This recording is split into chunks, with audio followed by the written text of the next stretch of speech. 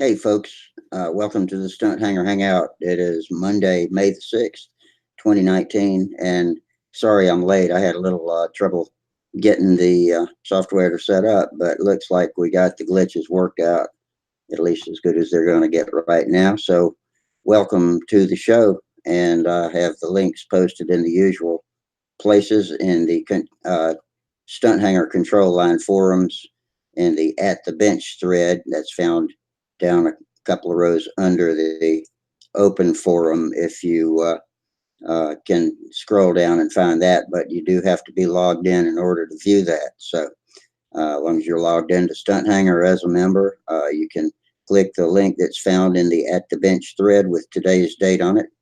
And whoops, let me make sure I've got that where it's supposed to be. But anyway, it is okay. It should be posting in about 5 seconds. And so there she goes. Okay, the link is there in the At the Bench thread. If you click that, you can get in here with us live on camera. And if not, you can go to the Stunthangar YouTube homepage and see the live video broadcast. And that's where the text chat box is that everybody can use to hang out with us. And hopefully we'll be on until about midnight at least. And then depending on how the conversation goes, we'll hang out till the wee hours of the morning if we have to. As long as y'all got something to talk about, then we got the airwaves for you. So like I said, welcome. You guys in the chat box, keep in mind that there is the super chat button at the bottom where you can click if you want to donate us a little walking around change, pay for the server fees and all the things it takes to keep the show going and keep the show live. And we appreciate that. And that's the little block $sign at the bottom. So looks like we're all set. Okay. So let's see. Jack Snavely is in, and yeah, Jack Snavely says he bets I had a great time at Huntersville. I did, so that'll hopefully be a good topic for tonight. We had several of our regular guests from the hangouts at Huntersville. Me, Mike Lineky were there, and David Phillips was there, and Tryon Morasanu was there. And all of those guys hang out with us. And there's David now. Hey, David, glad to see you. Had a great time this weekend. It was good getting to meet you in person. And always like to meet the people that we talk to from the hangouts. And it's especially great when I get to meet them in person. And I'm always trying to get somebody who's never been to Huntersville to come share it with us because it's always such a fun contest. And before I ever went there, it never occurred to me that I would care about a contest. It just seemed like something that went against what I did, which was sport flying and having fun. And I just thought, no, contest, but that's just too much trouble. But once I went, I realized it's not about the contest; it's about the people, and so I try to introduce as many people to that as I can. And it's great, man. We had such a good time. It rained a little bit on Sunday, and so some people opted out of the second round, which I think all of the experts, or at least most of them, did. And we had a couple of the intermediates fly in the rain. In fact, when I flew, it was raining and just a little bit, but I flew in the chair that Mike Lineky put together for me. He and other helpers and people were great. They, I was hobbling around with the cane. I was actually pretty mobile on Saturday. I covered a lot of territory. That's the most walking I've done, pretty much pain free, albeit with the cane, pretty much in a long time. And Sunday I paid for it, but I knew it was going to be tough. Sundays are always tough if you've had an active Saturday, and so I had lots of help, more than anybody could ever have asked for, and people carried planed my flight box and everything I needed to get it put together. And and here comes Sparky. Welcome, Sparky. Come on in. Hey, what's going on? Not much. I was just jabbering, but until some video guests came in. We got David Phelps, Gary Sinclair, and Jack Snavely watching us on the tube. What you got going on? I see the motto. Relaxing. Oh, that's good. It's almost bedtime, so you start up so late I can't stay on that long. Yeah, I know. And sorry we have to be so late, but I can't do it any earlier. But thanks for filling in for me Friday night. It looks like y'all had a pretty fair crowd out there. Yeah, it wasn't bad. For those of you who didn't see it, we had a phone out at the pool in Huntersville and logged in during the show and passed the phone around. So 5 or 6 guys got to participate a little bit. Some of them had never seen the show before, so that was fun. But anyway, we had a great time. It was a busy weekend, good flying, same usual good folks up there. You do any modeling this weekend? Working on your Monado still? Well, yeah, you didn't see the video I posted? Oh, no, I didn't. Actually, I saw that you had posted it, but I hadn't watched it yet. Yeah, we got Saturday, went over to John's house. Him and I worked 12 hours or 10 or 12 hours. So it was 2 guys, 12 hours. That's 24 hours to put the new 24 man hours. Yeah. put the new elevators on it. And you can't even tell that that it was done. Great. Yeah, get her whipped around here. Yeah, it looks good. Hey, Steve, how you doing tonight? Good. How's it going? Good. We're just getting started. Did you get any more flying in today, Sparky? No, I worked today. I thought maybe after you got done working, I don't know how far the field is from where you're at. 3 miles. But I'm too tired at the end of the day. Can't tell it wasn't built like that originally. It's got a lot more elevator now. Yep. And if you watch the video, it really turns. Good. Yeah, I'll go watch it while I'm chilling out after the show tonight. It's a short one. It's about 10 minutes maybe. Did you put that on today or was that on yesterday? What? I can't remember when I watched it, if it was yesterday or today. Yesterday. The video was posted yesterday. Oh, okay. Yeah, we of course I cut the elevators out here and I had them pretty much sanded to shape. And I hinged them over there and we doped and finished them in one day. And they got a good finish on them. It looks good. Yeah, it matches perfect with the stabilizer. You can't tell any difference. Not on the video. Yeah, you can't in real life either. They look like they look like they were built that way. What I did was I took a knife and I cut straight down here on the old ones, and then broke them off. Then ground the hinges out of there, and I had new hinges, of course. Then drilled the holes and just, I didn't bother the airplane at all. Just the elevators. Rich just joined us. Hey, Rich, how you doing tonight? Pretty good, pretty good. So the Monado, is that considered a new just a Pampa plane, or is that Nostalgia 30 or?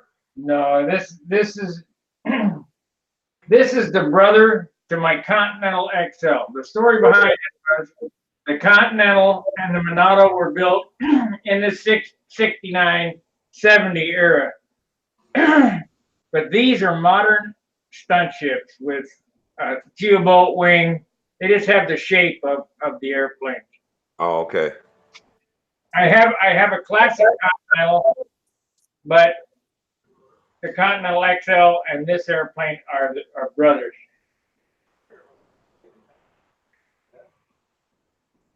Hey, Ken Cook just signed on. That's one of the Philly Flyers, one of my favorite buddies from Cox Engine Forums and Stunthangar too. Hello, Ken. I'm glad you finally got hooked up with us. Look what I got in the mail today. Oh yeah, I got mine too. The new calendar. Pretty cool. I didn't get them. Pictures. I just got a picture on the front. More will be going out. We're going to send them in a couple of several different batches. But if you hadn't gotten one yet, they will be coming. Yeah, I got mine right here. In fact, I got mine set to May, and there's our friend Charles Carter taking off his tutor at Brodak. Now, did you get to fly this weekend, Rusty? I did. Mike Lonke made it happen. We got a bar stool converted to a flying chair with a seat, and it turned out I didn't need any footrests. So it swiveled. It did not have a back on it. That way I could lean back for wing overs and overheads and that sort of thing. And it worked pretty well. It took, a lot of people helping to get that done, and people were carrying my flight gear for me. I appreciate so much all the help I got, because although I was pretty mobile, I couldn't carry much stuff, but I got out there and flew, and it was raining a little bit. It was a short flight, to say the least, but hey, I did my first wing over in 2 years, but we didn't have any time for a practice run. I wanted to sit on it and dry fly a little bit, and get the hang of it, coordinate with the guy that's pushing me around. That was Mike. And to know where to stop me for wing overs and all that kind of stuff. But we didn't. The first time I used it was in an official. So I flew out. I took off, did the level flight, flew out the 5 laps, and did a pretty crisp wing over, pulled out decently. And when I was coming around, I flew to the windward side and was approaching the judges to go back up, and the plane was sinking and sinking. And I had my arm way back here trying to get the lines tight, and it was all I had. I couldn't get them tight enough, and it gradually just sunk, and skidded into the ground. So that was my flight. I got a 35 as a total score. At least you got to fly. I did, yeah, and first official flight since 2017. But yeah, we had lots of fun, and I knew it was going to be tough flying in that chair, especially without any practice at all. So, that's just the way it goes. But yeah, I can't thank those guys enough for making it happen for me. You don't think your hip will take it for flying if you're standing up, or? Not the, I mean, the hip I had repaired the last 2 winters is fine. It's all healed up, but I just had a serious bad arthritis attack in the good hip. That's what's hobbling me right now, and it's clearing up. But in fact, I'm going to see the doctor about it tomorrow. It's clearing up, but it's just not there yet. And so no, I can't fly on it the way it is right now, and I'm letting Gerald Wimmer in. So you may have to get the other one operated on, huh? Get a hip replacement. No, I'm gonna go to the doctor tomorrow, and it's a consult about getting a shot, but it seems to be clearing up on its own. It's, I was hoofing around pretty good Saturday, but by the time it was time to fly the officials on Sunday, I was shot and it was sore, and I couldn't walk on it without the cane, and I couldn't fly on it without, the cane or the chair. So, it was a try. But I was just happy to get out in the circle and You know, Sam Lunke beat me, you know, so that's cool because he flew intermediate too. Okay. I did not enter advanced, you know, it just wouldn't have been right for me to do that. So, and I proved that it wouldn't have been right pretty soon after You don't I like took the off. hip replacement deal? Is that the, You broke up. Say it again, Steve. you don't like hip replacements? I like the one I got, but you know, 2 years ago I got it fixed and that didn't work, and then I had to get it replaced, and that worked well. But I'm not going into the hospital for any more surgery than I have to. This is the first arthritis attack I've ever had in the other hip. We'll just deal with that. Okay. Yeah, I'm not going under the knife unless I have to. It's really risky for me anyway. Hey Gerald, how you doing? Oh, I'm okay, thanks. It's good to hear you're out there flying and the hip's Yeah. not bad at this point.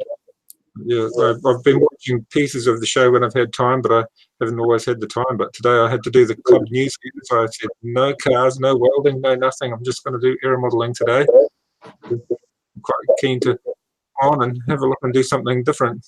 But you know, we flew on the weekend, and I did my classic trick and fell over and whacked my head in the ground, and still not feeling 100% from that experience. What I always tell my boys not to do, I say, do your stunts, when you finish the pattern, stop flying maneuvers, just do straight and level. And I started doing wing overs, I was practicing my wing overs, and of course it cut right up the top. Went running back to try grabbing my model back, fell over, whacked my head on what's still very hard ground, and that was it. That was the end of my flying for the day. Oh Yeah, God. yeah, but Sorry. did you crash the airplane? I did, but honestly, I should have not run after the plane. I could repair the plane, but my head was a lot sorer than the plane, I think. Sparky's like, damn the head, check the plane. Yeah, the plane's back in one piece. It just needs to be recovered. But yeah, the plane's not Yeah. too bad. My plane did not get hurt either. It broke the propeller. It didn't hit the ground with any impact at all because it was just kind of a skid. If it had had wheels, it would have probably taken back off if I could have. Mm. Oh, it's nice to be out there flying, even if things aren't perfect. If the arthritis is playing up or the weather's not great, it makes you feel better just being out there. We had a guy with us, John Caritas, and he just had a hip replacement on the Monday, and he was along with us on Sunday, not flying, but just in the support role, and he let my model go, pulled up his walking sticks, was holding the tail and let it go, and he was just happy to be there. But yeah, it was one hip, and it's obviously a very hard operation to recover from. I was asked, how did I paint and finish the elevator in one day? Well, brilliant. This is you know, if you paint in one day, it's not going to be as light if you take a week or so to do it. But it's 3 coats of dope, about half hour between each coat. Put the paper on, 3 coats of clear dope, 2 coats of red, 3 coats of clear, and then sand and rub it out. You got a half hour between each coat. That looks really nice. Did you force dry it with heat or? Well, yeah, I did force dry one side with heat, but it bubbled, so that set me back 2 hours. Oh, okay. So how did you change the hinges? The pocket hinges, were you able to change easily? I just cut them off and put 2 new ones on it. Mm. Yeah, you got to remember when, paint and finish the elevator in one day, that's 2 guys. It's, 24 hours. I think you said the wing was turning the tail. Is it turning in unison now? Yeah, watch the video. See how much better it turns. Yeah, I haven't had a chance. I wanted to watch it the other night, but I got outvoted. So I'll try and have a look at it later. First few minutes is me explaining what I did, and then I show the airplane flying. The The last outside loop will show you how you'll turn. John Reddleman's asking about Tim Reddleman's asking about the color. He said it looks orange on the video, but I asked the same question the other day, Tim, and it's red. Sparky says Miss it's red. Ashley Red. Well, it's a nice shade. It does look good. They don't make it anymore. David Phelps comes to my defense. He says the wind was blowing and it was raining, talking about when I flew. It wasn't all that windy. I think it was probably 12, maybe 12 mile an hour with gusts.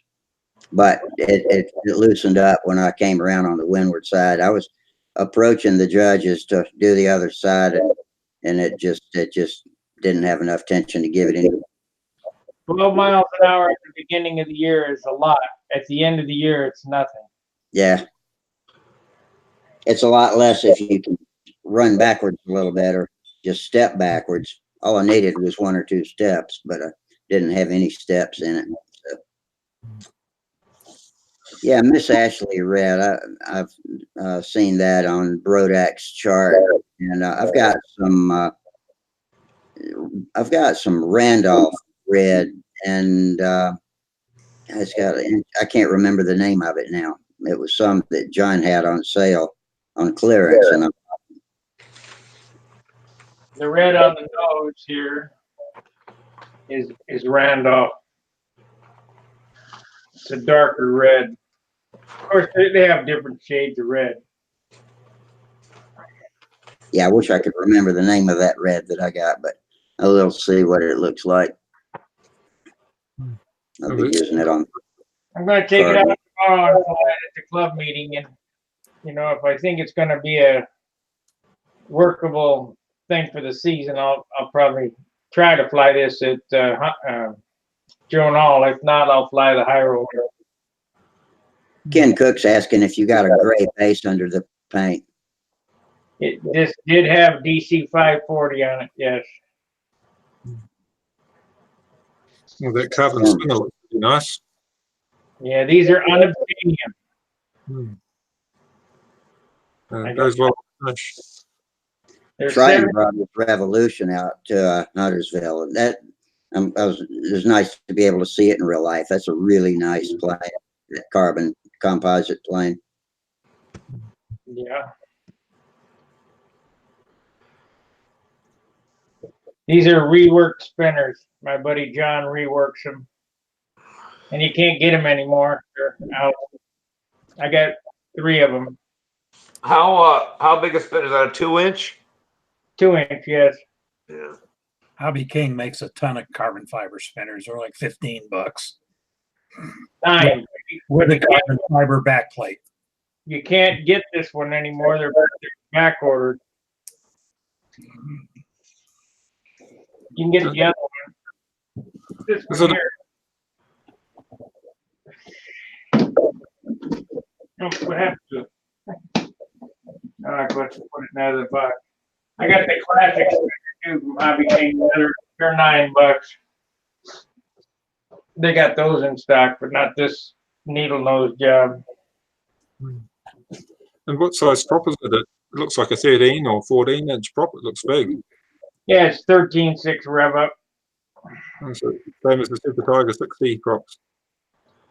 I had the other rev up on it, the painted one, but I thought it was 13.6, but it was 13.5, and it just wasn't pulling it right. So I put this on. I'm running a 5.2 lap time with this.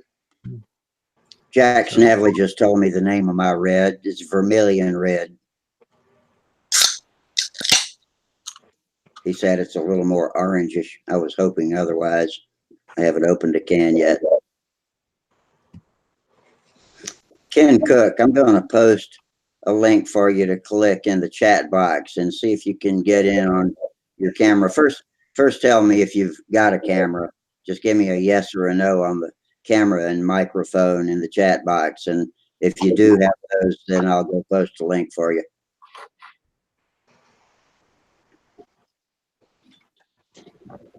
You can delete that thread after you post it.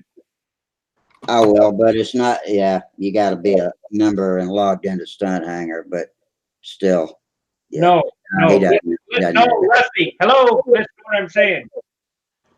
Post the link in the chat, and then after he logs in, delete it. So Yeah, Helen can't I get got in. you. I got you. Okay, but yeah, he says his son has all of that on, but he does not have a camera anyway. Camera and mic, so I'm not going to post it unless somebody needs it now. Yeah. Yeah, we don't want Helmet Head coming in. No, that sort of ruins the show a bit. I didn't think I was going to get my anti troll control on. I had to restart the video several times. That's why I was late starting up, but I finally got it to work. Yeah, I was still struggling to do our club newsletter and hoping to try and get it finished before the show came on, but I'll have to post it out after. Those newsletters are endless. It seems to take way longer than I ever estimate when I'm doing mine. It's so much that you can grab off the internet to put on your newsletter. It's just a matter of choosing what. Yeah. John Skukulak wants to know, Sparky, if you did any sanding in between the coats of paint. Of course I did. Yep. Yeah, you were talking about 6,000 grit the other night, weren't you? Yep. So you're sanding the clear as well at the end? Yep. Sanded it with 2,000.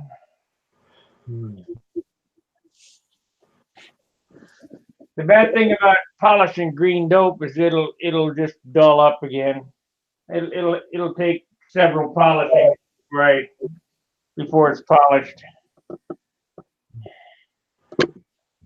Have you put any wax or anything on it to help protect it at the end? No, all that gets back there is oil. Ken's asking about your engine. He is assuming you probably got a Tiger 60. Is that right?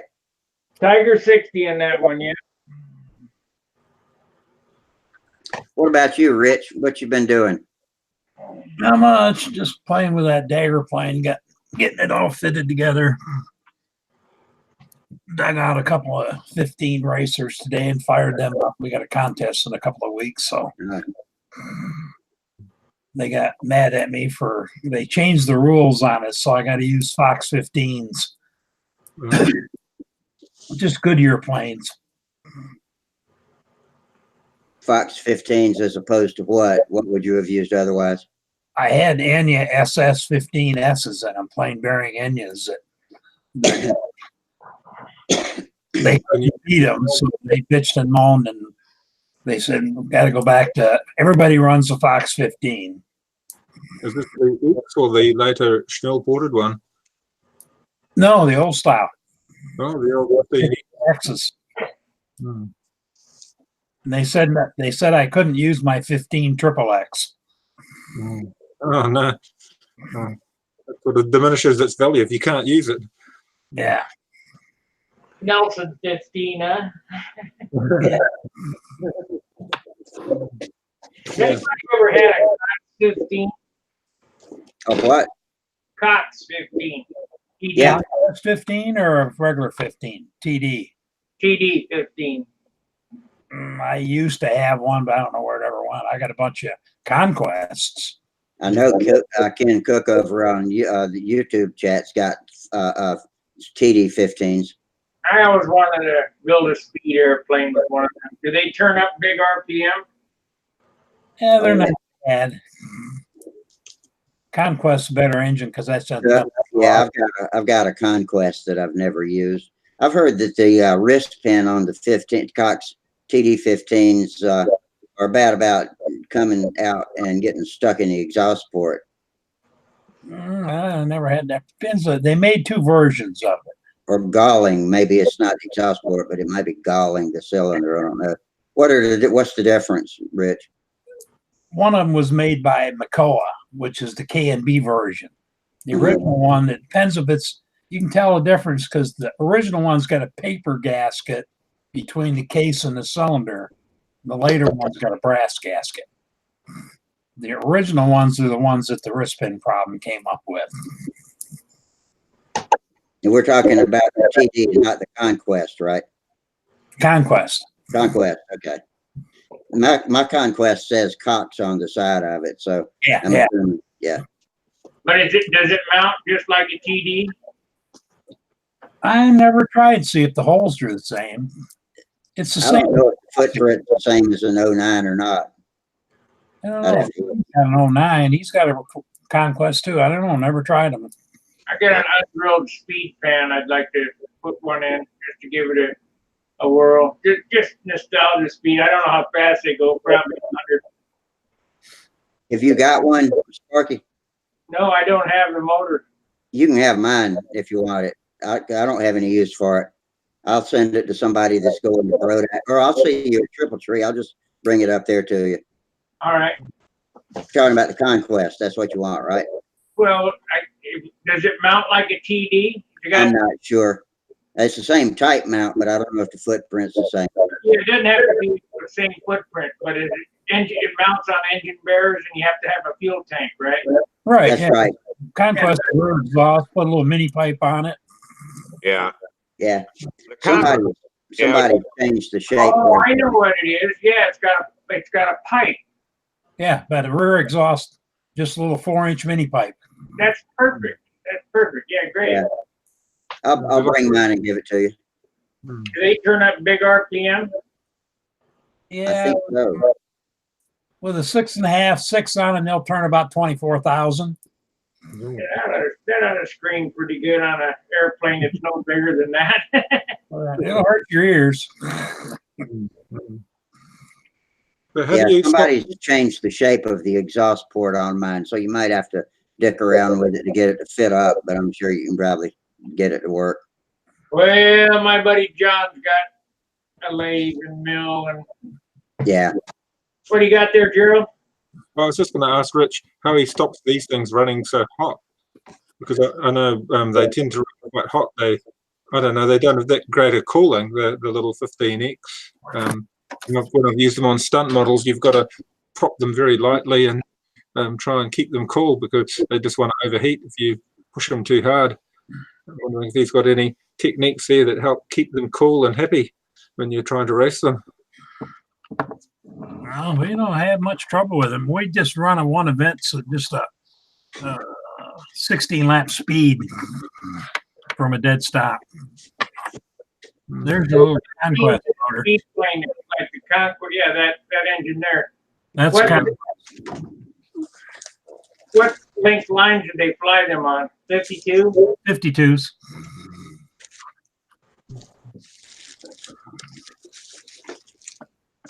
Steve, They're all set up for pressure, so I've got this TD 09 that you wanted sometime back a year or two ago. And I'm gonna give it to Sparky and let him carry it up to Brodak for you. I got it. See. Okay. Yeah, that's it. That's it right here. So that's a decent little engine. Yeah, they're nice. Use them on combat wings. Yeah. Yeah. So I'll give the Conquest and the TD to Sparky, and he can deliver the TD to you when you get the Brodak. All right, that sounds good.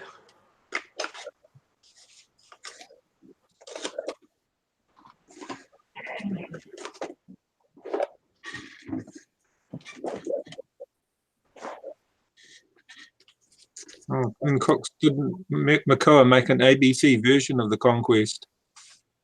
And Kim Cook's question. I can't answer that, but Conquest is ABC. yeah, he's asking, did Makoa make an ABC version of the Conquest? I don't know the answer to that. Never saw one that I can remember. You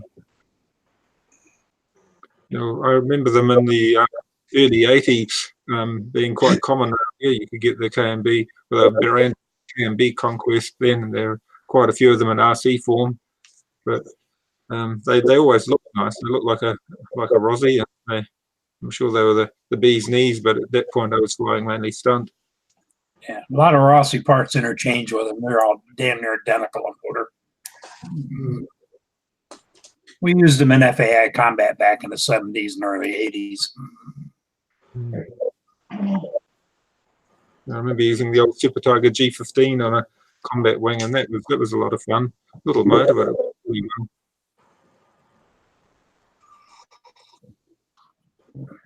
I'll show you how this airplane turns now, if you haven't watched that video. Let's see here.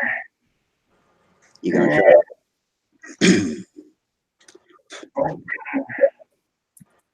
Okay, we're gonna present this to all. Present, share screen. This one. Share. Present that to everybody, Rusty. All right.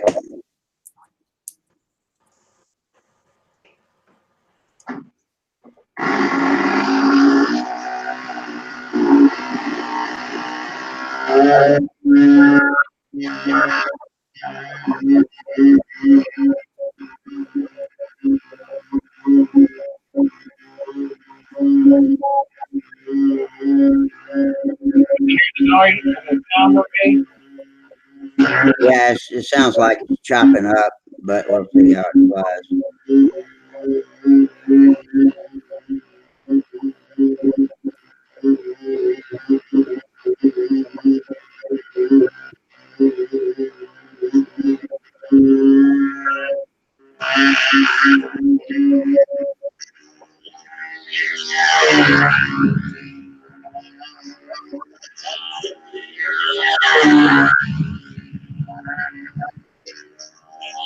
Here comes Charlie.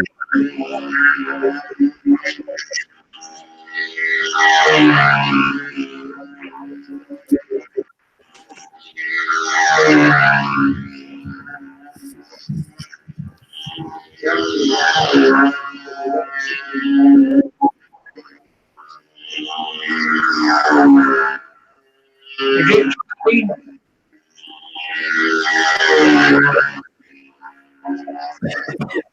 Is the video choppy, Rusty? Yeah, yes, it is a little bit choppy. Dropping a lot of frames.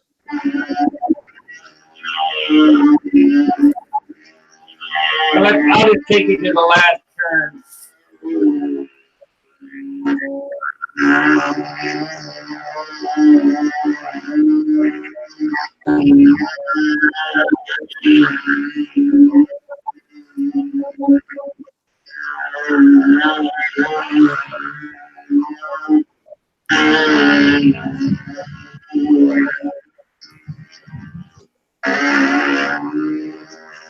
Watch the last three outside. Watch the last two.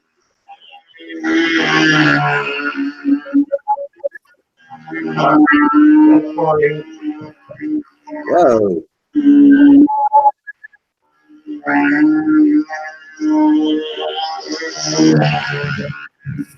There they go.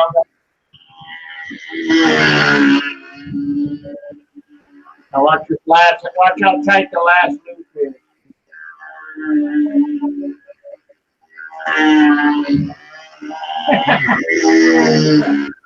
Yeah, I'd say they work pretty good. Yeah. It looks good.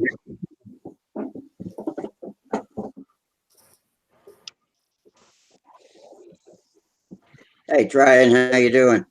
No, Good. Yeah, it worked out good. Good. Because I hate that you had a plane that was so beautiful that didn't fly right. So maybe you can go out and compete with it like you want to now. Well, It says it looks like you were really leaning back. as I stated in that video, you know, it's such a pretty airplane. I kind of hated to see it hanging on the wall. Yeah.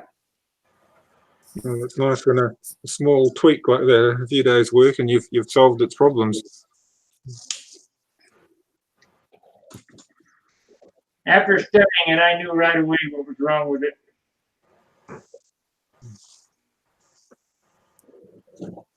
So how far is your other airplane from being done now? You just got to still. You paint in between. I did not do any paint work on it this weekend. Oh, okay. It was all on that airplane there. We got like I said, we got two guys, 12 hours apiece, 24 hours just in getting those elevators finished and put on there. They were drying on the way home.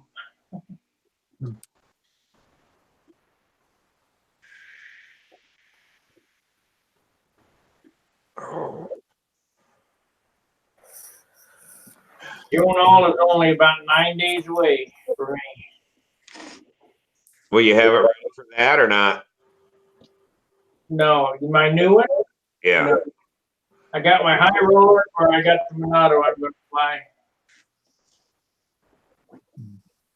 Now the high roller, has that got the Rojet in it, or is that PA-75. PA in it? Yeah, I've never owned a Rojet. Have you decided which one you're going to fly? No, I won't.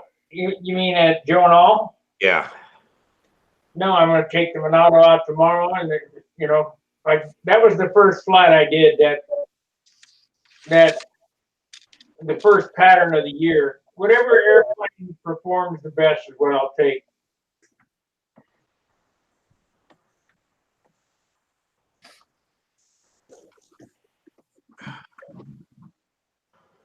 Oh. If I knew it was going to be windy, I would take the high roller. But it's usually pretty nice. It's been pretty nice every year I've been there. Yeah, it didn't even rain as hard as they thought it was going to last year, but they didn't want to get all those trailers and campers stuck down at the bottom. Might have been a better idea to put the camper parking up at the top because it sloped up a lot higher at the top end of the runway. But Or pave the camp area. yeah, that too. It's a beautiful park, man. It's unreal. Yeah. Besides that, it would leave a lot of rough grass that they'd need to fix before they could fly full-size planes in after the Joe and All if they put them up top too. So they don't want to tear it up.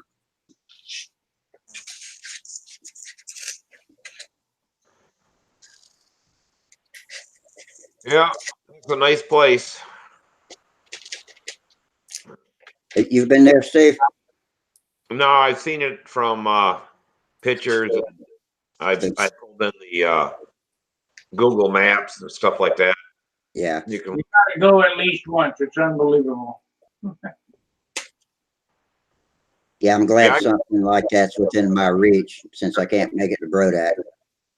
I have friends that go there just about every year, but they bring jets and It's 30.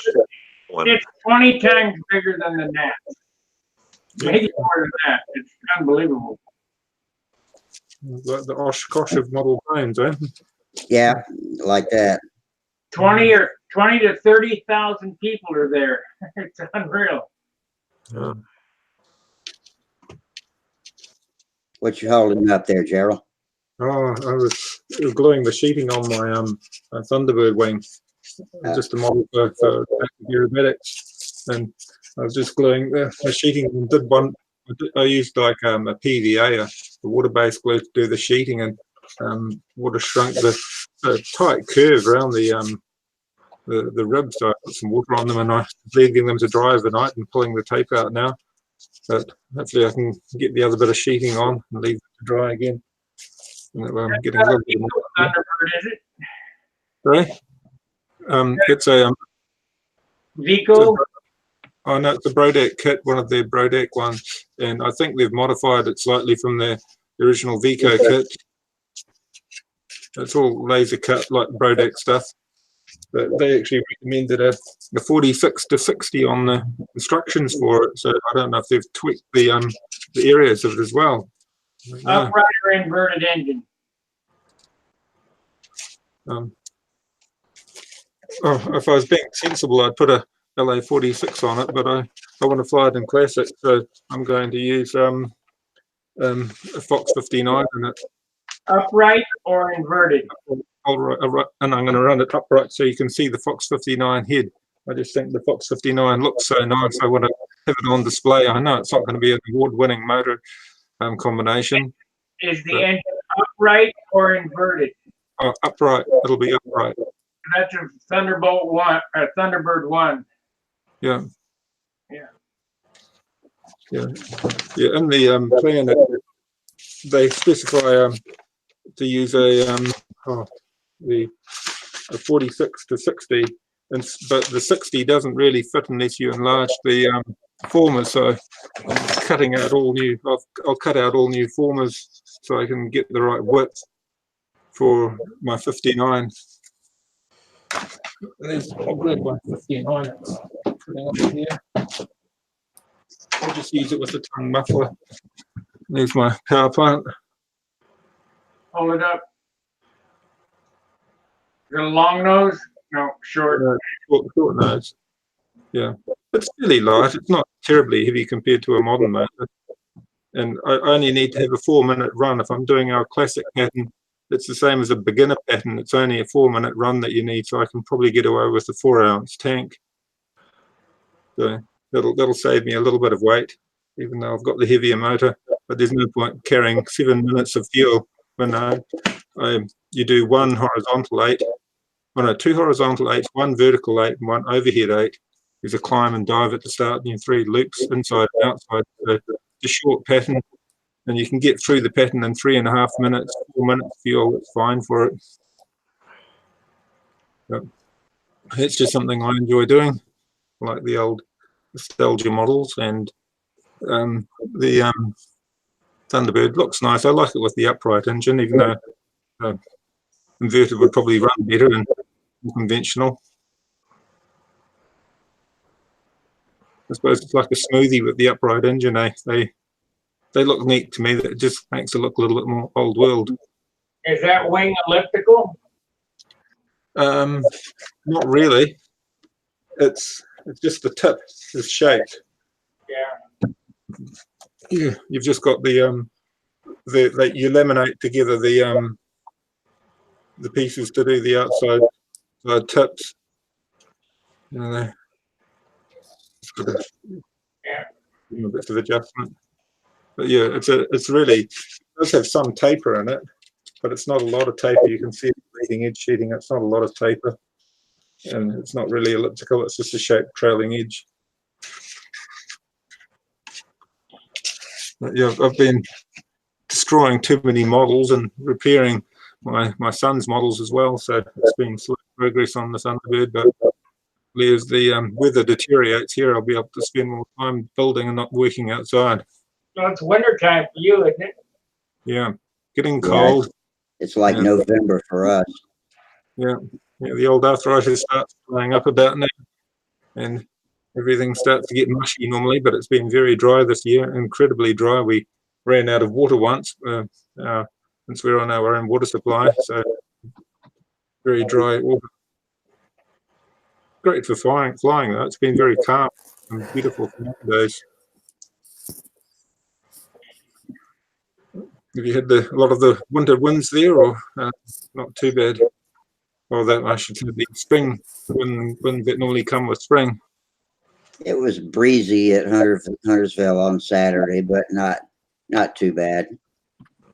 It was breezy enough to make my lines loose when I was trying to fly. Wasn't it Sunday? Sunday, yeah. Yeah. Just, I mean, it came and went. Yeah.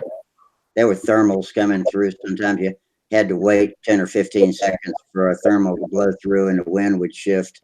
But, you just got to do that any time. Yeah, it's been a wet spring here. The thing in Huntersville is that they have trees around the fields. Yeah. And not only the field, the tree line goes like this, and then goes like this again. Sure. So when the wind blows from over there, it kind of has a pocket of dead air inside there, and the wind like to come from the top, tumbles inside, gets into that void over there. It just really fun to fly in there. Yeah, your overhead aches and really flutter when the plane gets up there. It's Uh-huh. no predicting what it's going to do up there. Yeah. Yeah, but for the dump, it's a nice place. Yeah, but used to back, when they opened the field as a model aircraft field, there were no trees. They were all just weed trees, and nobody ever cut them. And it got, too big finally, and the Park Service didn't cut it. I think they wouldn't allow the club to cut them, but I don't really know what the story on that. But they ended up getting big like they are now. So the way it is. Well,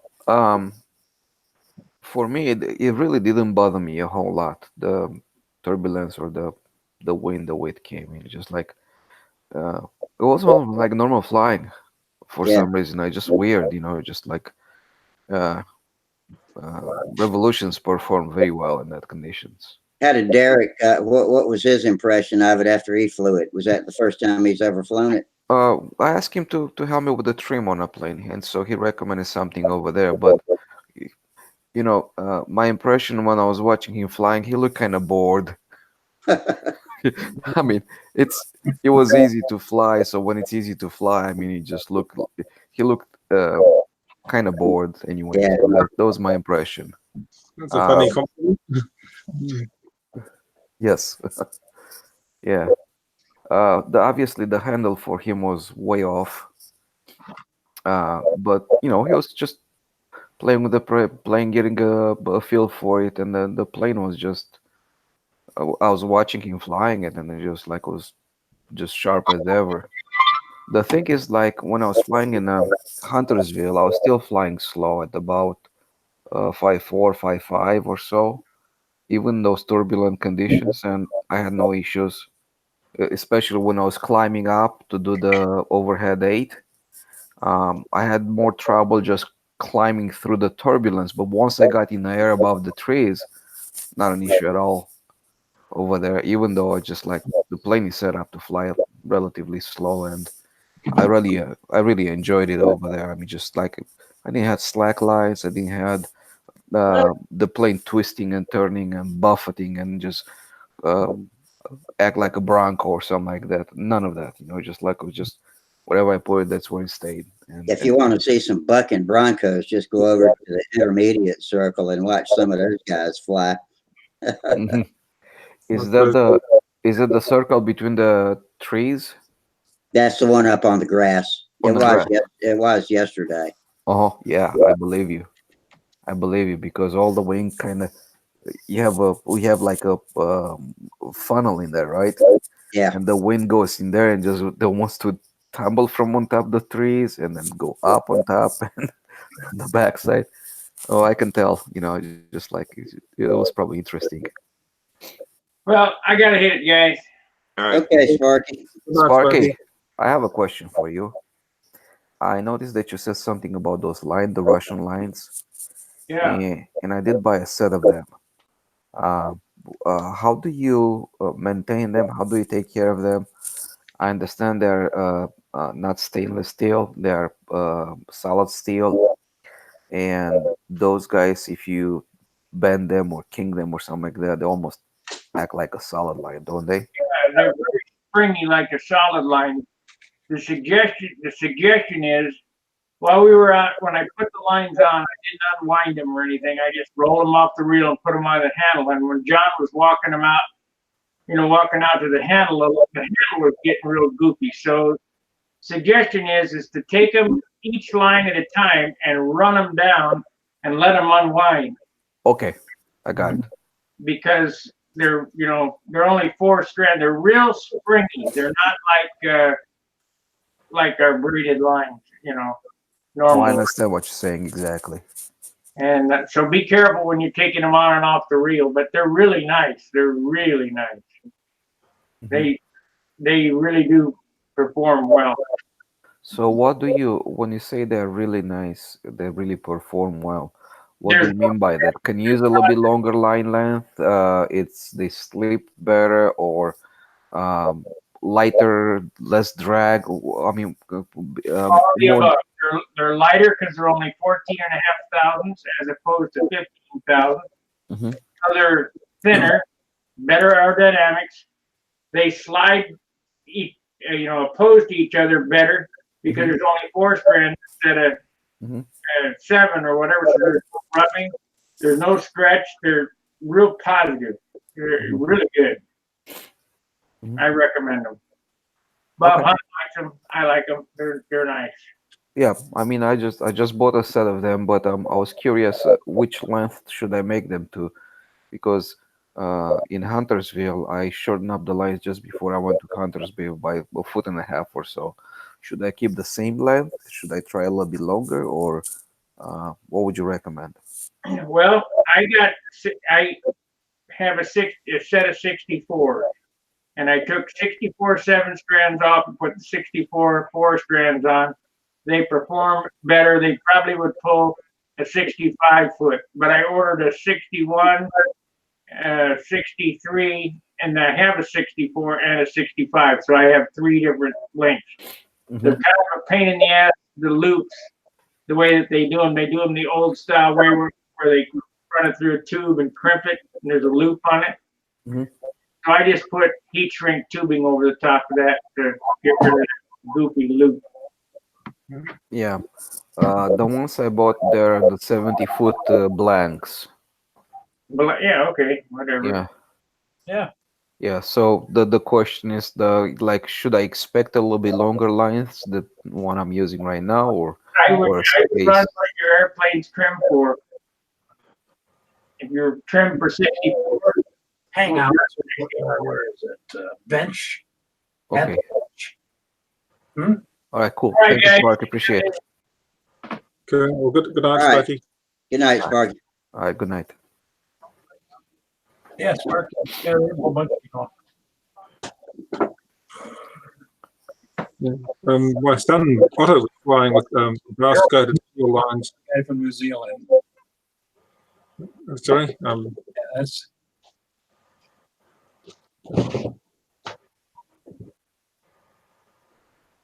you click on the link and at the forum. Wonder who he's talking to. He's probably tried to get in or help somebody to get in. Yeah. yeah, Yeah. yeah. No, I was going to say, Terry, that my son was flying on On the 64-foot eyelet to eyelet lines, the steel with the brass coating on the weekend, and his model was a 25 size model, and it was capitally pulling the 64-foot lines, and yeah, they just work really well. Sounds excessive on 64 on a 420 size model. He was doing well. It's a Okay. heavy model, and that gave him the extra distance to do his maneuvers. Uh-huh. And the funny thing is, there was a guy flying a 60 size model on shorter lines there, but his model had all the line pull. Where it was a Thunder Tiger Pro 25, so it's got a ton of power, and it had no line tension problems at all. I said, "Do you want to fly on 60s or do the 64s?" And he'd fly on the 64s before, and it was very calm. And he said, "No, I'll give it a go at the 64s again." And Mhm. yeah, incredibly capable. But I'm sure if it was 18 thou stainless, you wouldn't want to run 58s or 60 on it, but it would definitely made a difference. Mhm. But, yeah, because often I'll just pick up the 18 thou stainless because it's convenient, and that's what most of the stuff we get, the pylon and SIG brand ones have always been the stainless. And the lines that we've got from Russia or Ukraine have been significantly better in terms of their stretch and the resistance, their ability to run over themselves without much drag. They do work well. Okay. I can't I just can't wait to try them. The problem in which I was running into, and I was kind of anticipating this anyways. I said, yes, I have a big plane, but it's light, and if it doesn't have the weight, how is it gonna pull the lines, tight? That was my biggest issue. That's my biggest question. I mean, the plane may be big, but if it's so light, it's as light as 40 size plane. You never fly a 40 size plane on 65, 67, 68-foot lines. You just don't, right?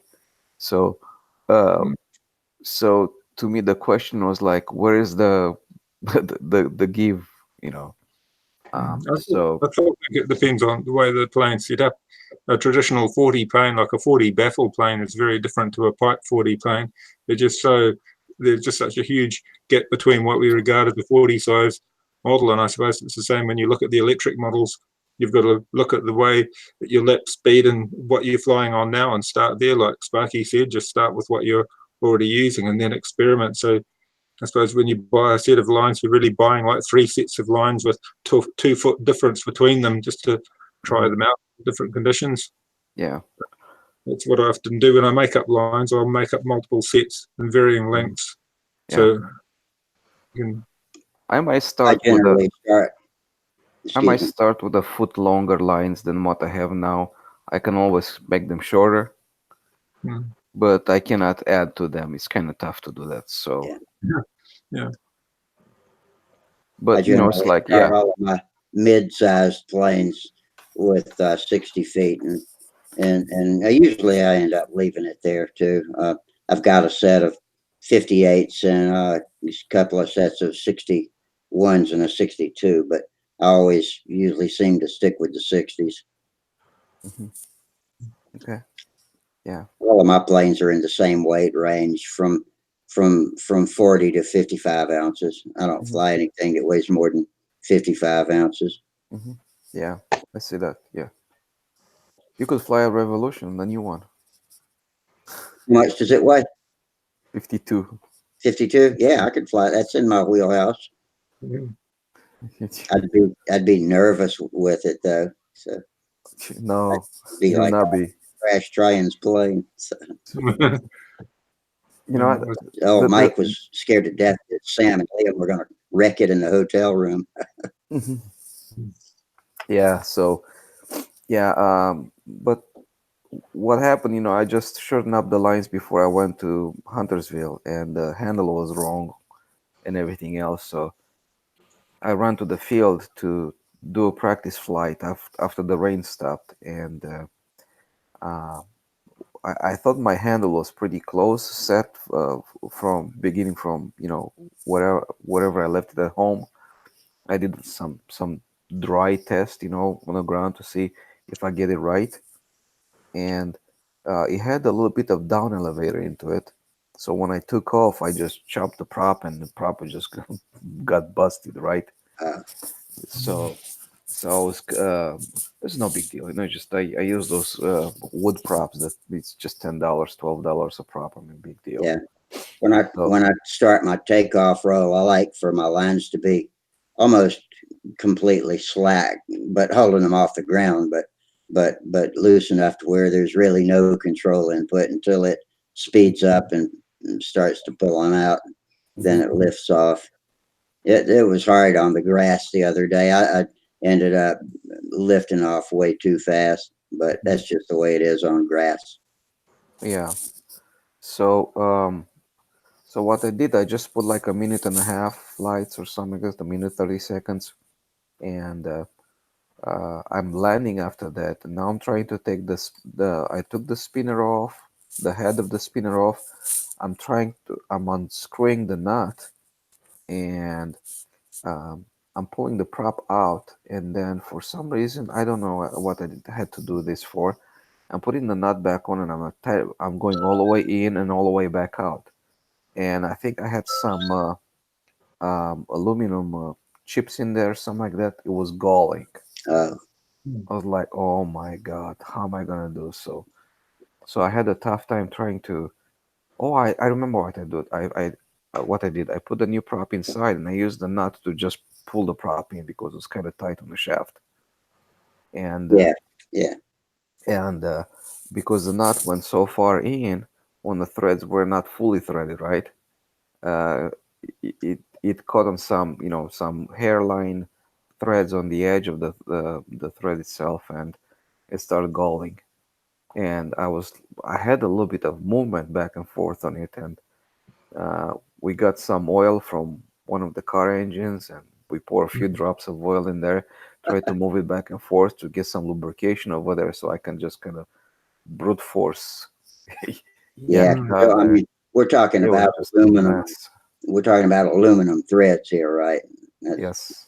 Yeah. on aluminum nut. Yeah. It's Yeah, that's nasty. a beautiful spinner and nut that you've made.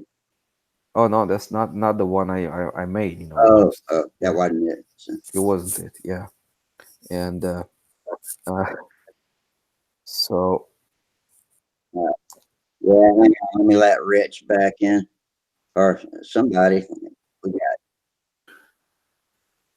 oh, here we go. Mhm. That's another Rich. Hey, hey, Rich, how you doing tonight? This is Al. But Oh, gotcha. Oh, you, I'm, yeah, we've been through this before. How you yeah, doing? yeah. Sometime I'll get a laptop so I can get on it myself here, but that's all right. Yep. Who's the gentleman from New Zealand? That's Hi, Gerald Wimmer. Ah, Gerald. Yeah, Okay. he's one of our regulars. Uh-huh. He's been busy though. It's been summer in New Zealand for the past 6 months, so we hadn't seen quite as much of him. Uh-huh. Well, I spent December in New Zealand, so my son lives in Auckland. So where do you live? I'm just north of Auckland in a place called Kakanui. I'm in a rural area north of Auckland, but yeah, there's not that much model flying that goes on in Auckland. Does your son fly model planes or? Oh no. Have you heard of the Tara Iti golf course Yeah. up over on the coast? Hmm. Is that somewhere near where you are?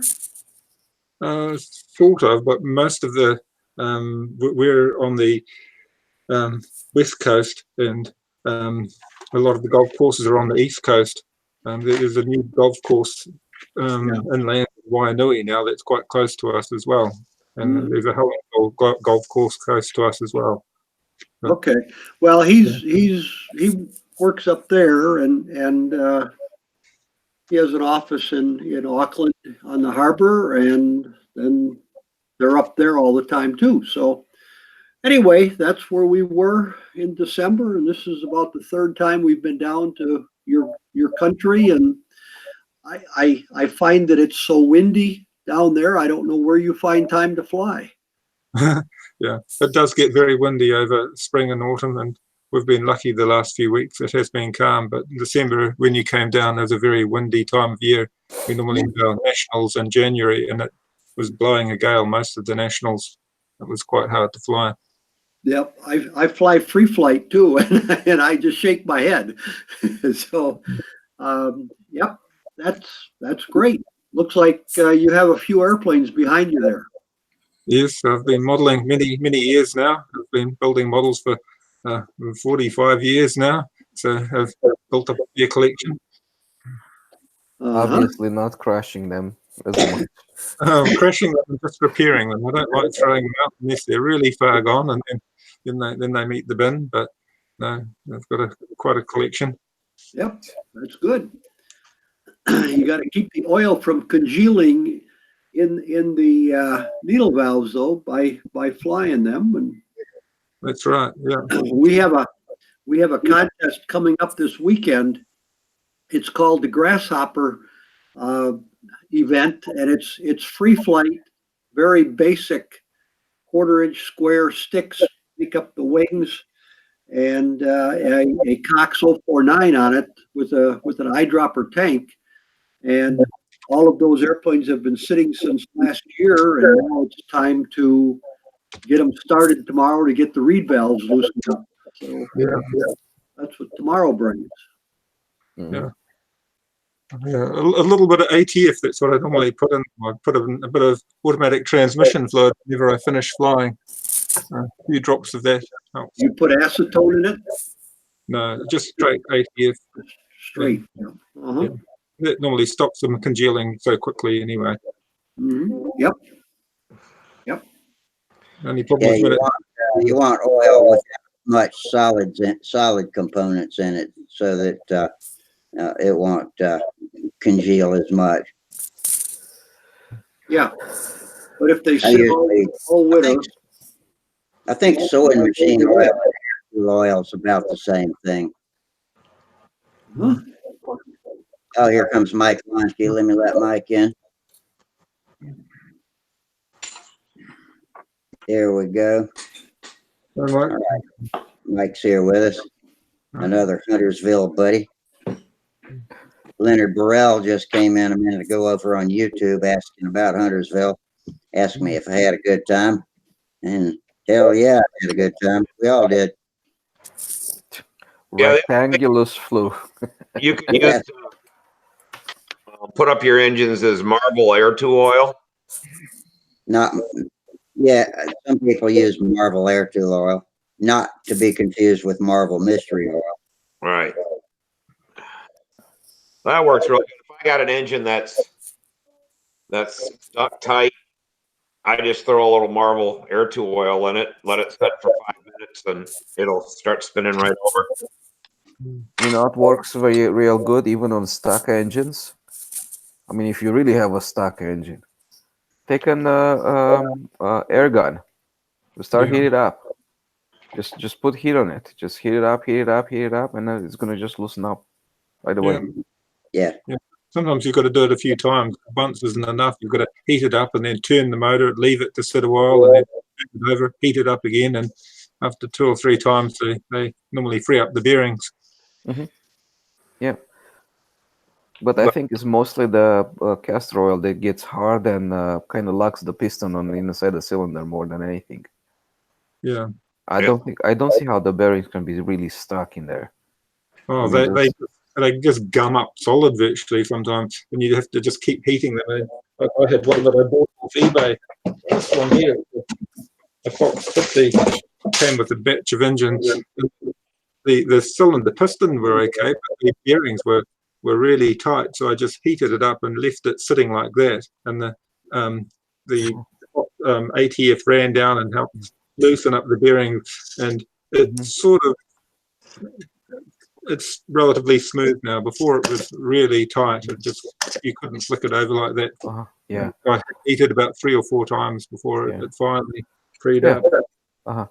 Gerald, do you think you might be looking in the wrong place? Because I would rather suspect the shaft, because the shaft has a very little clearance to the inside surface in your crankcase. And I think the shaft to the crankcase may be tight rather than the bearings. Oh no! When you took off the drive washer, you could see this big congealed mass around the actual bearing as well. And if you take the back plate off, often you see it's all dried around the rear bearing. Sometimes it's all dried around the gudgeon pin, and you've got to free that up too. But it's where sometimes you've got to investigate. You've got to go that bit further and at least take the back plate off and have a look and see if there's any rust in there. One motor it was all locked up, and I tried to free it up with heat, and it wouldn't free up. And it looked good on the outside. I took the back plate off, and it was full with corrosion. It had been underwater. Somebody had cleaned it up with a wire brush and made it with a sandblast, and it looked nice on the outside. The back plate off, and it had obviously been sitting in water quite a while. It was completely, it was rust up. The aluminium corrosion, white corrosion right throughout it. Been sitting in the bottom of a pond, huh? Yeah, I got the bolts out of it. I think I've got the muffler. That's about it. It was just a complete waste of time. Yeah, that Marvel Air Tool oil will cut caster. I don't give a shit how long they set. Is when you put them away, you squirt a little Marvel Mystery or Marvel Air Tool oil in there, flip it over, put your glow plug on there. It'll actually run your engine. Run all the excess out, you're done with it. And then it will not. You can let it set for years, and it isn't gonna seize back up. Something about that Marvel Mystery oil doesn't.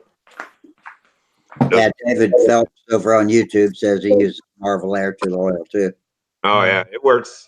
That's we've been using it for 20 years. I remember Clarence Lee on the RC engine clinic used to recommend the Marvel Mystery oil for after run oil. He'd always state that in his column. But we couldn't get Marvel Mystery oil here, and for years it was hard to just even get Air Tool oil. But it's improved. But yeah, Marvel Air Tool oil is different than the Mystery oil, but yeah, I've used it for years, and I mean I got RC engines that probably haven't run in 25 years, and I can go down there and flip them right over. So How you doing tonight, Mike? Doing all right. I'm working on the rectangulus, making a few changes. Are you making it less rectangulous? No, I'm getting it high. I want Steve and Gerald and Dick saw this airplane because I didn't show it on Stunthangar, did I? You showed the rectangulars on the forum. I mean, on the Hangout. I did. yeah, Yeah. 24-hour wonder. Yeah, We made it. yeah, we had that. We made it Thursday at Huntersville, and it flew good. It was level, and the wings were level. It was a little nose heavy, so I'd put a 1/4 ounce in the tail. But I found out the gear was just a little too short. The carbon fiber gear I put on it, even though I put some honking wheels on it, because I scooped a prop during a test flight, and then actually during an official, I dragged a prop. I broke a wooden prop on takeoff, and it was just howling. So I stuffed it in and then changed the prop. So I've got some carbon fiber gear that are, they'll bring it up another inch. So I'm swapping the gear out anyway. And I'm taking, you didn't fly your 60 size ship there? no, I didn't because, let's see, Thursday, Sam and I flew combat stuff all day. Worked on the pattern with Sam all day. Friday was half A and fast and testing speed limit stuff. And Derek wasn't showing up till Saturday, and that we were supposed to work together Saturday afternoon at the SB. But by the time speed limit combat was over Saturday, I guess it was, what do you think, Rusty, about 2 o'clock? Maybe That's about 3? right. And you were messing with my flying chair too, you know, so that took but time. at that time, that's when all the lightning and shit started rolling in, and the stunt guys went, they were all gone. They weren't anywhere to be seen. The combat guys hung out till about 4 o'clock, 4:30. Even during the rain and the lightning, we were out there having a beer.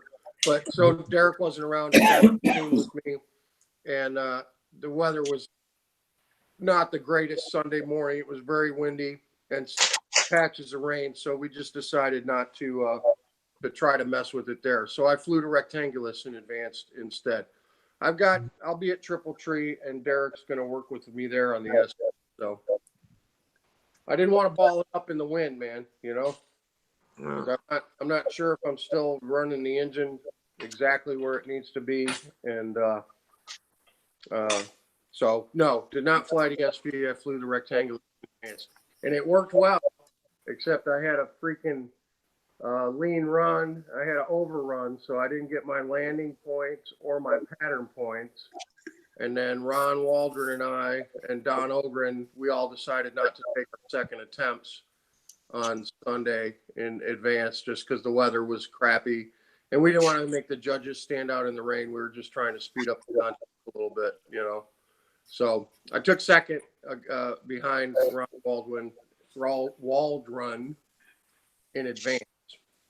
But he got me pretty good by around 70 points, I think, somewhere in there, because I lost my pattern points and I lost my landing points.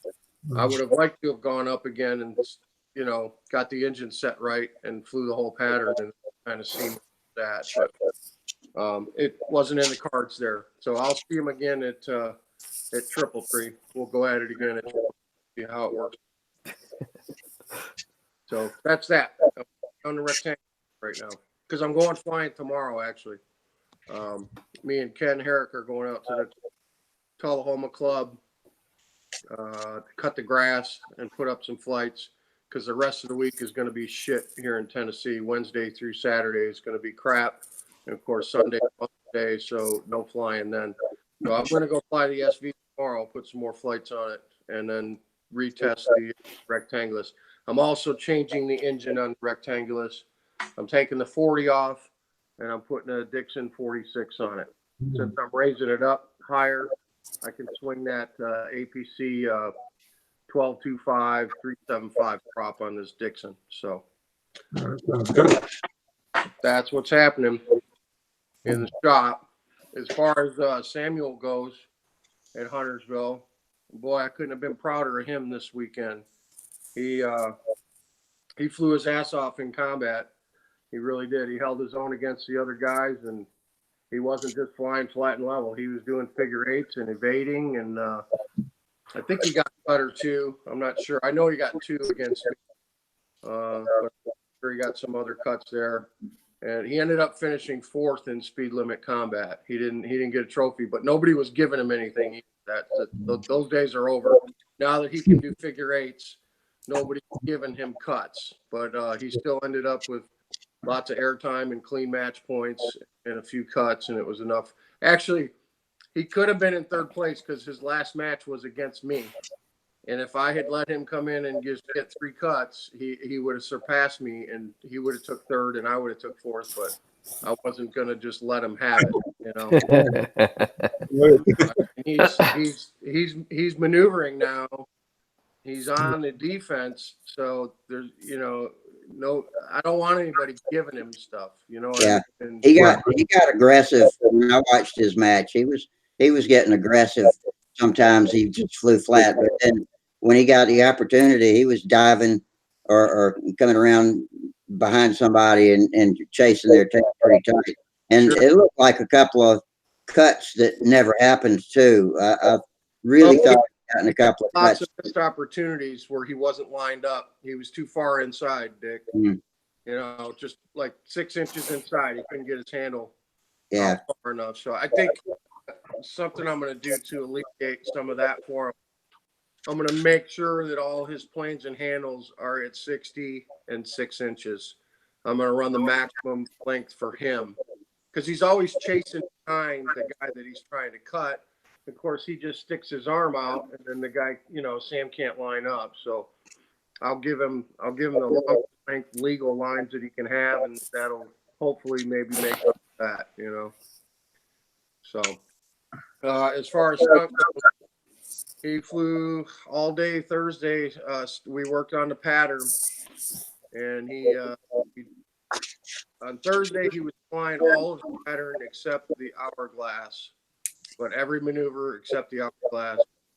On Friday he did the same thing, and then he did one flight where I made him do like 8 hourglasses on Friday, and he did them all and crashed. So he had actually not had a chance to fly the entire pattern in order till his official flight, which I think he was 3rd up or 4th up Sunday morning, and he was killing it, man. He did the reverse swing over, the inverted, the 3 insides, 3 outsides, squares, the eights, the square eights. On his second vertical 8, he got blown out of the top of the second vertical 8, stuffed the airplane, and broke the nose off on his first flight. The first half of the vertical 8 was beautiful. That was perfect, though. Yeah. Same side.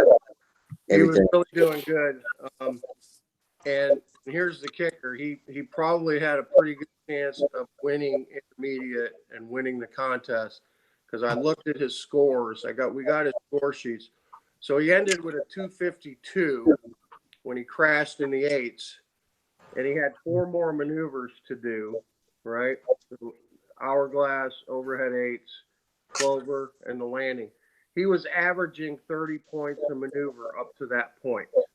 That's what the judges were giving him. So just extrapolating from there, if we just say average, if he got 30 points a maneuver, that would be 120 more points. Plus 25 per pattern. Plus his pattern was 145. And he finished with a 252. So he would have been a 397.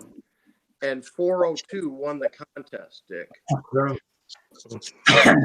402 won it. So he'd have been right in there, I think. That there's a lot of guesswork there in saying that he would have got 30 points for each of those maneuvers. But I'm just extrapolating how his flight was going. I really think he would have finished in the top 3 if he hadn't crashed his airplane. But it's good that he did because he learned something there about flying in the wind, and he came out of that top of that second 8 a little too low, and then tried to crank it around, and he didn't have enough altitude, So he learned something. He'll be there at Triple Tree and intermediate, and he'll try again. you know. But I can't be more proud of the progress that he made. He did pretty amazing for 10 years old. He's kicking ass. Yeah, doing well. Is he Yeah, doing? his attitude was great after the flight too. You know, Oh yes. he wasn't upset at all. Oh yeah, But, no crying or carrying on or Uh, that stuff. We talked no. about that beforehand. You know, he seemed happy with himself.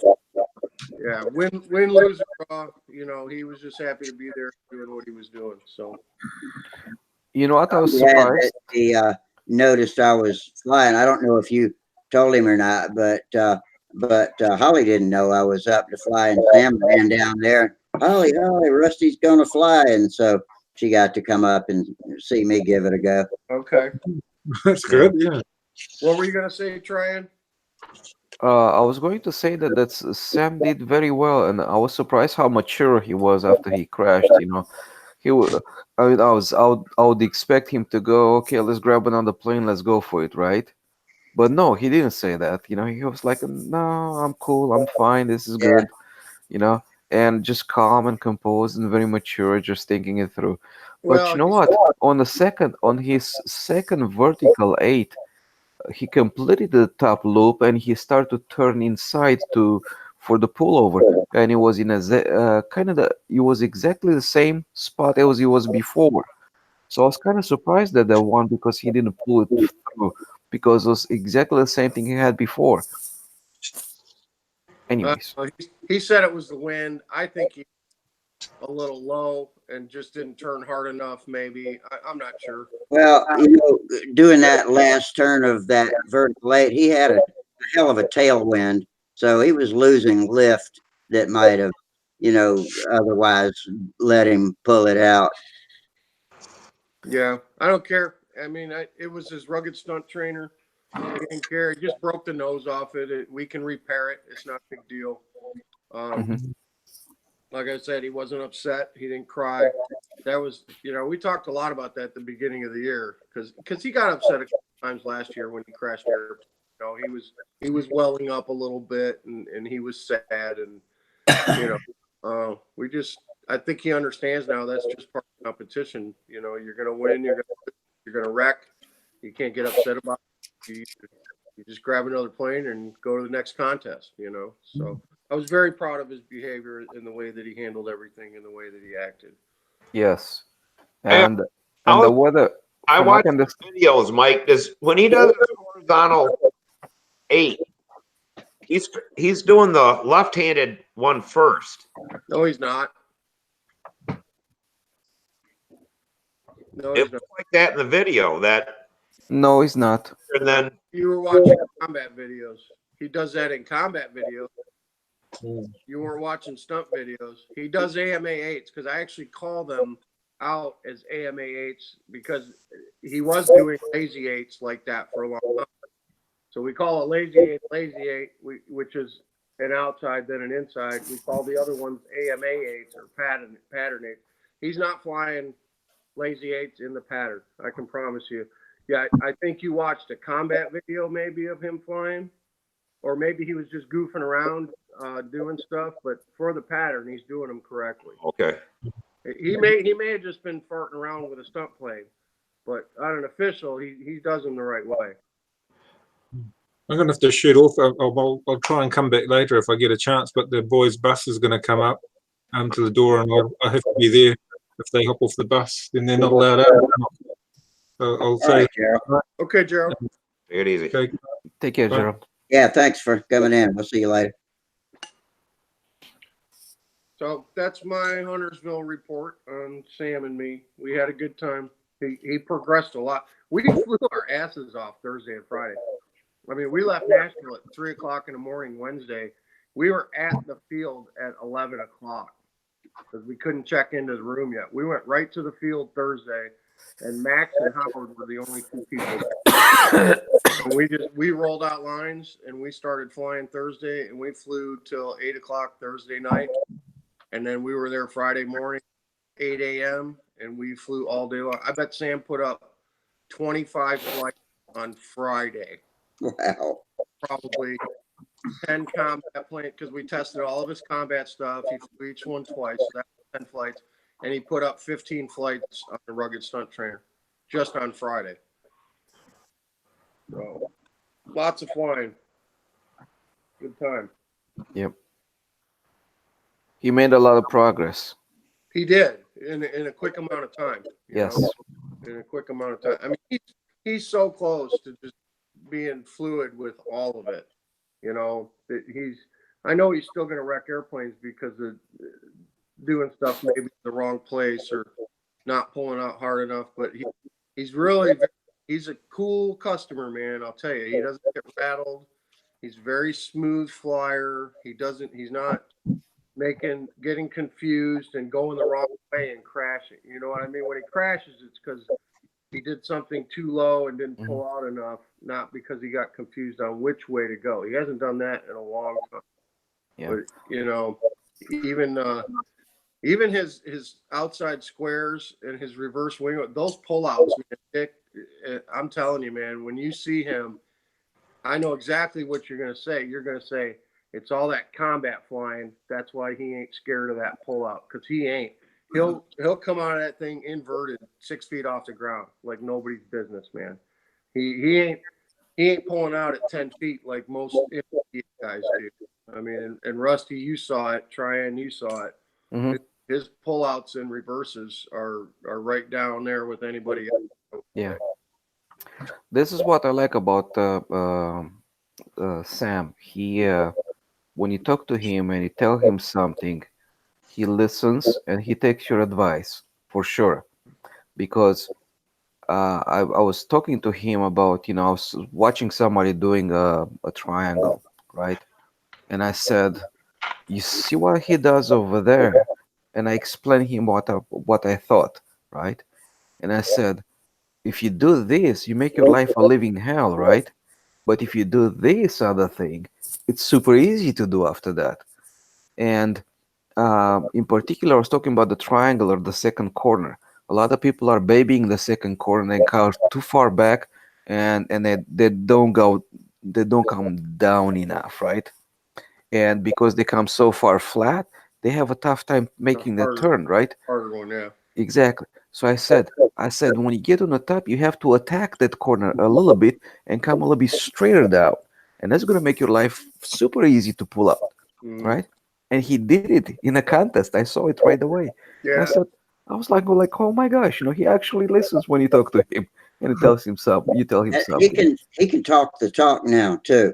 If you talk about airplanes or something about how the plane flies, it's just not childish babble coming out of his mouth. He knows what he's talking about. Yeah. I think he's starting to understand positioning in the maneuvers. That if you blow a corner or you blow the height or the pull out on something, it screws up the rest of the maneuver. I think that's starting to sink into his head. You know what I mean? Yeah. If you make your first square in the square 8 too small, you're going to kill all your speed going into the outside part of it. Or like you said, Ryan, the angle of the triangle.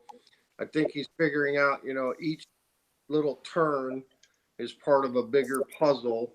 And if you start going askew during the maneuver, the rest of it's going to get progressively worse. Yeah. Which is the case. I mean, that's what we all have to learn. Yeah. But I'm super proud, Dad, for sure, man. Yeah. One thing I've noticed is that in his practice flights before, in those videos, he flew a lot better than he flew in a competition. Well, that was probably... his bottoms were correct, the size and intersections were nice. In a competition, he was much higher, much wilder than what I've seen before. Everybody's a little nervous when it's official flight time. Yeah. I think he's opposite of me, because when I practice, I fly like shit. When I'm in competition, I put my best flights I ever have for some reason. It's that extra adrenaline and focus that pushes me to, I'm just super focused, right? So then I burn a good flight. Well, Dick and Steve, I'm very excited for you guys to see Sam's progress at Brodak this year, man. I think you're going to be blown away when you see him in person by what he's doing. By the sounds of it, Stunt's helping his combat because he's doing more maneuvers. Well, that started in combat actually last year. He started doing the 8s in combat last year. Really practicing the past 3 or 4 weeks. I really had him dogging those lazy 8s with the outside first, the inside, and I kept telling him make them small, get real close to the ground, and keep the top to 45. You know, I wanted him pulling out the combat plane at 3 feet, 4 feet. You know, so that his bottoms would be there with the stunt plane. You know. One thing I've noticed about Sam's flying, especially in the training ones, he's not like any of the beginner flyers. Most beginner flyers do a nice inside maneuvers and then the eeny beeny tiny outside maneuvers over there on 8s, squares, whatever. You know, as soon as they go outside maneuvers, I mean, they're scared shitless of them, right? And they make like eeny beeny. No, Sam is equal on both sides, and it's just he's very comfortable both ways, and I think that's going to help him tremendously in the future, because a lot of people are very unbalanced in their learning. They have spent so much time in normal flight, and as soon as they go inverted, they lose their head and go like, "Oh my God, I'm going inverted! No, I can't fly inverted," and it's just like a psyche, you know. When he's out there whipping around a speed limit plane, Dick, you'll get a kick out of this. He's standing there with his hand on his hip, doing this. Little bitch. He's got his hand on his hip when he flies alone, a combat plane. He just plants it, and you know he'll fly the whole damn tank out without even spinning in the circle once because he's got his hand on his hip.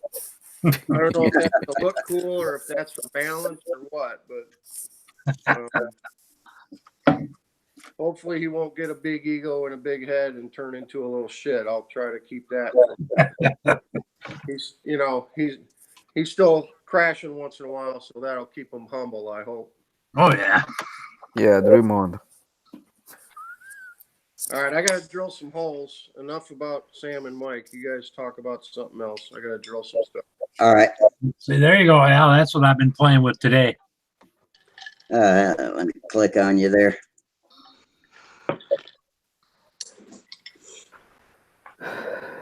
Box motors on the 815 speed planes. 2 weeks, remember, Al? Is that the one with the red crank? No. Okay. I found another one though on eBay. What did you say, Al? A red? What kind of crank? Rich, explain. Fox Or maybe not. they made the Fox 15. They called them triple X's. They had very, very lightweight pistons. It's a red anodized billet rod. They would turn 30,000 RPM and stay together. Duke made them handmade. And a lot of extra lightweight piston and stuff. And he put them in only one version of an RC Fox 15. But there's one. Yeah, I heard him mention that triple X a while ago, and y'all seem to know what he was talking about. So I'd never heard of it. If you see an engine like this, the venturi is cut off and there's no bell on it. That's the way it comes. Mm-hmm. It has all the triple X parts inside. This one turns probably 8,000 more RPM than the stock 15X. Mm-hmm. Yeah, and that's what we use for Goodyear racing down here. Yeah. 52-foot lines, and we wind them up. This one's starting to get a little tired, but it still screams. But I had them both fired up today, mounted them, fired them up. They're ready to rock and roll 2 weeks. Yep. 2 weeks. In fact, if we have time, I'm going to have the carrier stuff with me too. So, if you're up to it, we fly Northwest Coal Carrier at the end of our Port of Michigan show, and and it's, We're running slalom, fun stunt, 15 speed, and half A speed. yep. Tomorrow I get the reed valve motors out and get those tuned up. Yeah, it's too bad Wednesday looks like it's gonna be stinko down here again. Yeah, I know it. Next week's I'm gonna heat my coffee up. I'll be right back. Y'all behave. Or don't. extended forecast week from Wednesday is supposed to be real nice.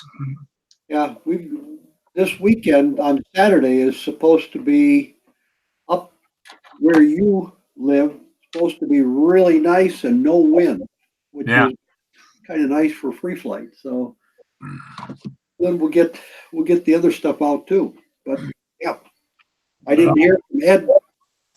Usually Sunday night he writes his big email about how he flew on Sunday night, and he didn't show this week. So He's still bitching about the fuel.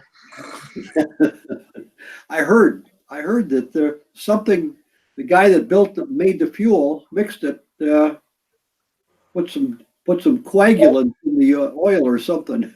No, there's nothing wrong with that fuel. It's the same fuel we were running with Tom's planes Saturday or Wednesday. Yep. I don't. Those guys have more trouble with stuff. But, anyway. Dick, are you flying some heavy speed at the Nat? No. Oh, you're just doing local stuff? Yeah. We got a reed valve engine, Okay. I'm sorry, Al. I didn't mean to cut you off there. Go Not ahead. a problem. No. all these guys, they dream up all these contests, but none of them will get prepped for it. They'll Uh-huh. out there the day of the event and wonder why the engine won't start because the reed valve's all stuck up because they hadn't run it in a year. Yeah. Or two. Yeah, or two. Yep. Oh, I made up a set of lines with that noose the thin stuff. Mike, I'm sorry. I made a set of 64 footers up with that new 25% thinner. The Max Quattro. It feels, I haven't flown it on a plane yet, but they feel stretchier when I pull test them. I've been flying them on speed limit and half A stuff, and I haven't noticed a difference. Now, Well, you're on a 100-pound test on speed limit. With the 65-pound test, I made a set up yesterday and pulled them to 100 pounds, and pre-stretched them. You think they're springier? But they feel, it's just a feel. I don't know until I fly it on a plane. So I have not noticed a difference on the 100-pound stuff. Yeah. And I'll tell you what I actually did with the half A. So I was running the 30-pound test for half A combat because it's legal. Yep. But I have broken 3 sets of lines in Max with the 30-pound Spectra. So I bought the 50-pound Max Quattro, and that's what I ran at Huntersville this weekend on my half. I'm actually running 50-pound tests on my half A's, which is almost double what I need. Yeah. But because it's the Max Quattro, it's thinner, and it's definitely not stretchier on the half A's. And then again, on the 100-pound Max Quattro, I don't notice a difference on the speed limit. Maybe the 65s, on a sport plane, you can notice something. I don't know because I haven't. Yeah, because I went in the truck and got another set of 64 footers of the older stuff, and put them both on the block and pulled them both. And they just feel a little spongier. I don't know. Okay. Well, Make a damn bit of difference when I put it on the plane. Yeah. If I'm pulling them over 100 pounds. You should be able to tell pretty quick when you fly it. Yeah. But we're going to be allowed, Spectre's going to be allowed in all stunt events at Brodax. Yeah. All stunt events. They're already in the rules. I'm sure there'll be some grumbling about that from somebody. Yeah. I Got don't to get the stuff out there and got to get people using it because half these guys are bitching about it, never had a set in their hands. They don't know what the hell it is. I know, dude. I mean, I'm definitely using it on my half A stunner. Yeah. I don't know if I'll go out and swap all my lines out, my stunt planes for Spectre, but for my half A's for sure. And maybe even for Sam, you know, because he's starting to unroll lines and connect lines to handles and airplanes and shit. And we've already had some issues with him not getting the spool under control the right way, and he comes back, you know, with a big pile of spaghetti going, Dad. And I'm like, shit, dude, that was like that I just made that set of lines last month, you know, a brand new set of lines. So the Spectre is better for kids for sure. One thing about practicing, you can't hurt them. Right. That's the thing. I've been using Spectre for 4 years, never broke a set yet. Right. But it really does make Will Davis is the only lines he'll give Kyle, which is Duck's grandson, is Spectre lines, because Kyle wrecked like 4 sets of field lines. You know, we'll be like, hook these up, get them on the airplane, and Kyle will come back like this. You know, and Sam's done it twice to me, so And it looks expensive. they're sport planes, they're cheap, and can't ruin them. And even if they're tangled, if you're patient, you can pick through them and get the tangles out pretty easy if you're patient. So I'm a big fan. I'm all for it. But you know, I won't say that I'm gonna fly my 61 right off the bat, because I don't know. But on 40 sized airplanes, there's no reason not to use them. I don't think. I'm flying them on that 60 powered katana. Are you? Okay, there you go. Rich, have you showed him the kite winders? No, the kite reels they were on the forum a long time ago. That's really. I'm out of here. I got to work tomorrow, so see everybody Friday. Okay, Steve, thanks for hanging out with us. Take it easy. Doing, Steve? Huh? How's your back doing? Not real good. Mine's damn near pain-free. I don't know why. Felt real good today. But it's still, I don't know. It's hard to sleep. Did you do something to it? What? Why do you and Dick both have back problems? What have you been doing to each other? I just woke up one morning. I slept goofy or something, just like somebody stuck me in the middle right between my shoulder blades. I got in a car accident when I was 20 years old and hurt 2 discs between my shoulder blades. I punched a windshield out of a car, and that's what's bothering me right now. But I got 3 deteriorated discs in my lower back. So if one part of my back isn't hurt, the other is. So okay. I was messing with a weed eater trying to get it going, and I over primed it. That damn thing kicked back, and when it did, it jerked the handle out of my hand and jerked my back, and that was all it took. Mm-hmm. So, well, I was weeks, so I might hopefully feeling better. I was pretty sore this morning after 4 days of the contest, after Thursday through Sunday, and up and down, up and down, up and down, moving planes, you know. But all in all, I fared pretty well. I'm just, I guess that was the opener, you know, getting all the muscles used to model airplane flying again. You don't realize how much you move around, and you know, all that kneeling down and standing up and lugging. Hey, we got a place in the books as athletes, man. It might be old man athletics, but it's a full body exercise. All right, guys. I'll see you a little later. All right, Good night. See you, Steve. hey, Doug Burright just joined us. There he is. He didn't. He's over on YouTube. But anyway, hi, Doug. Glad to see you back.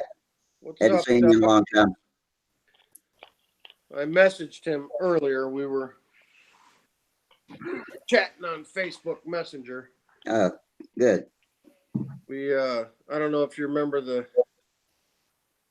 Lou Woolard story about the guys that took all his stuff and the gentlemen that were named in that incident, but one of them apparently died over the weekend. One of the guys who was one of the culprits with acquiring Lou Woolard's lifetime of model airplanes passed away. Over the Yeah, I remember we did talk about that here one time. So I know that Doug had said, you know, he lost a few things in that deal. So I wanted to make him aware that one of those gentlemen had passed away. But anyway,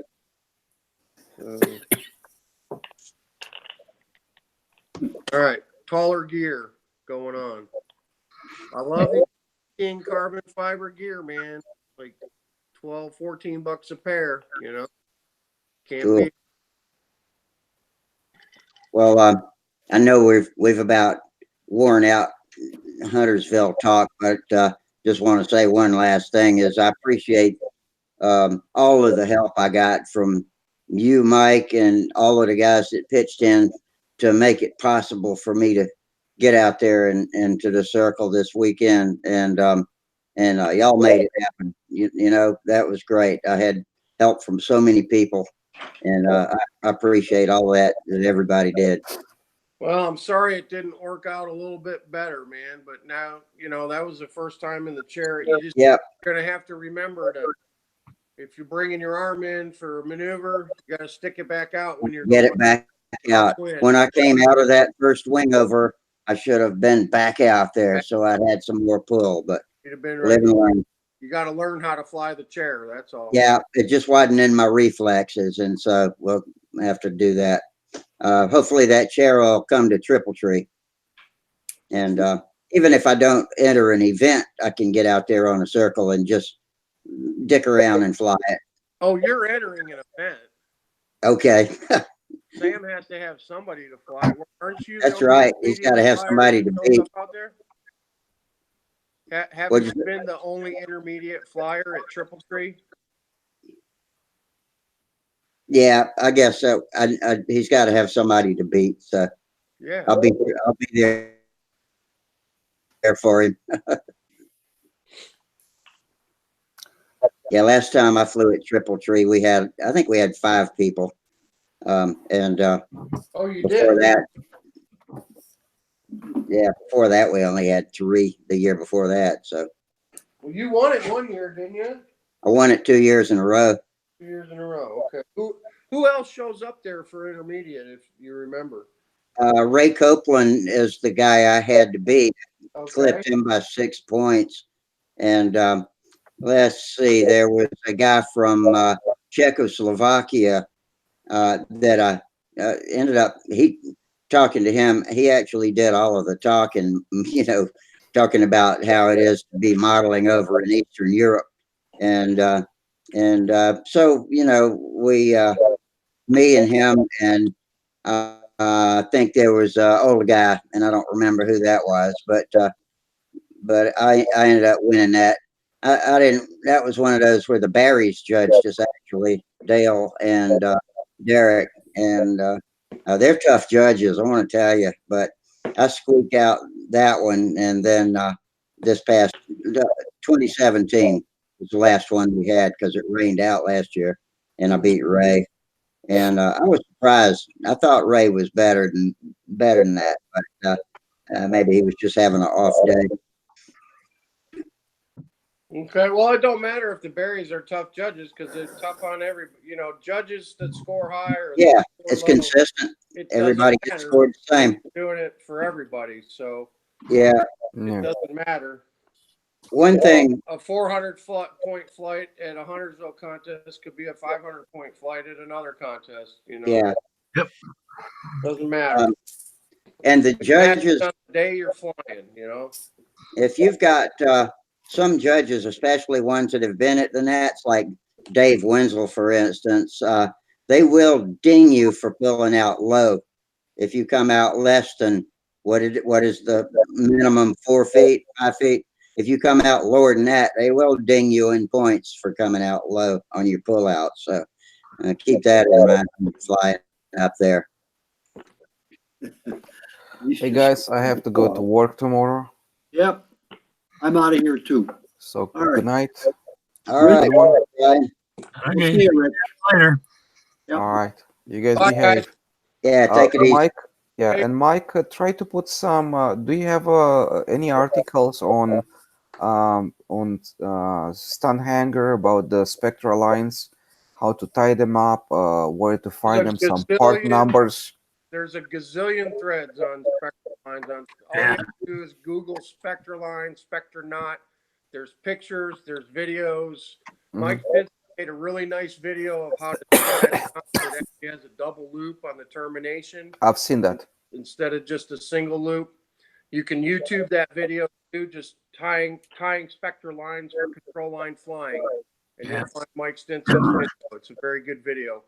Fishing forums also have good knot tying tutorials. Yeah. All I use is a single polymer. Never failed me yet. All right. Good night. Yeah, Dick, you got to check out the double deal though, man. It's let me see if I got a set handy here.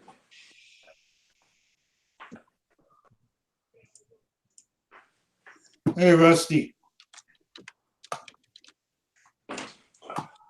So what? Oh, hey, Steve, how you doing? Good, how we doing? How was the contest? I forgot all about you. How you doing tonight? Okay, how was the contest? I'm gonna Oh, interrupt. we had a great time. I'm gonna interrupt for 1 second so I can show this to Dick.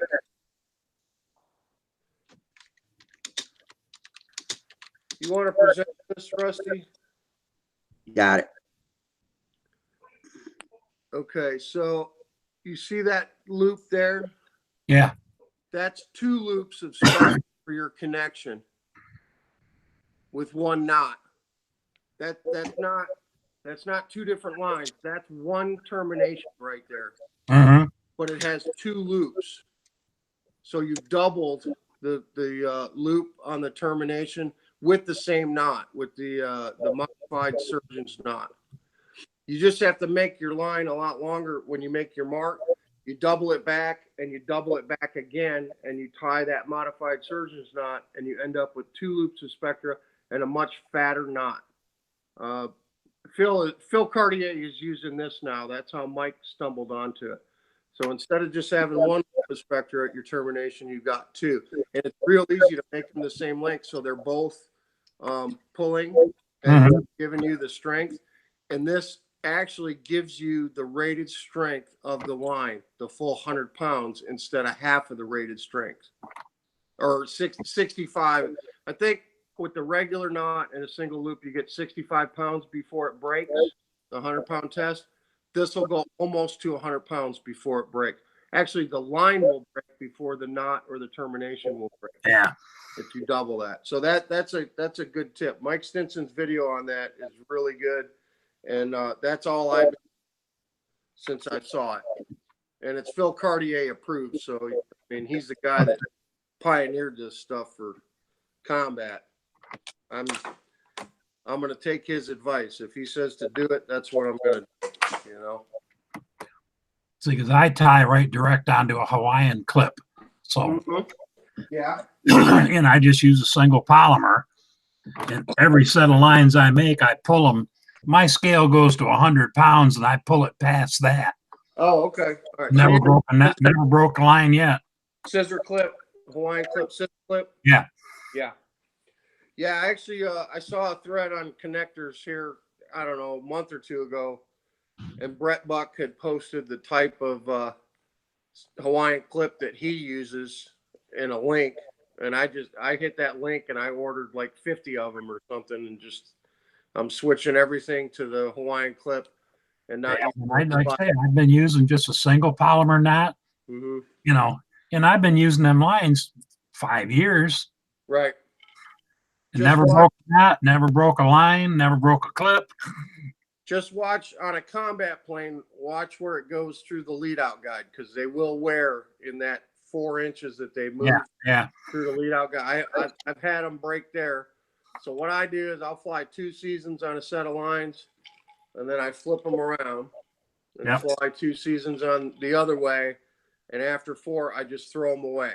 So I just write it on the line reel, when it was made, how many, 2 years, flip it. And then after it's been flipped, 2 years, and then get rid of it. It's so cheap to make them. I mean, $25 for 150 yards, That comes down to real cheap blinds. Yeah, buy 500 yards, and you're really getting them down there, man. Yeah. I buy it 500 yards at a time now. I don't even mess with Things, the 150 or the 300 yard ones. I buy 500 because I'm settled on my sizes. You know, and I like the high vis yellow or the white. I've been making one white, one yellow. So now I look, when I pull the lines, I know which white's up, yellow's up, whatever. Yeah. Well, I find the yellow sometimes in the fall when the grass is starting to get brown and stuff, sometimes the yellow is actually kind of hard to see. Yeah. In the fall. And, you know, in the summer, everything's green. It's very easy to see. But the white is good too, for sure. The best color I've seen for visibility for whether it's paint marks or anything is orange. Way better than red or yellow or green, of course.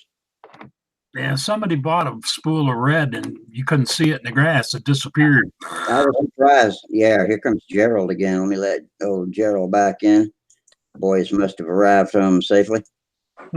How you doing there, Steve? There we go. What's going on?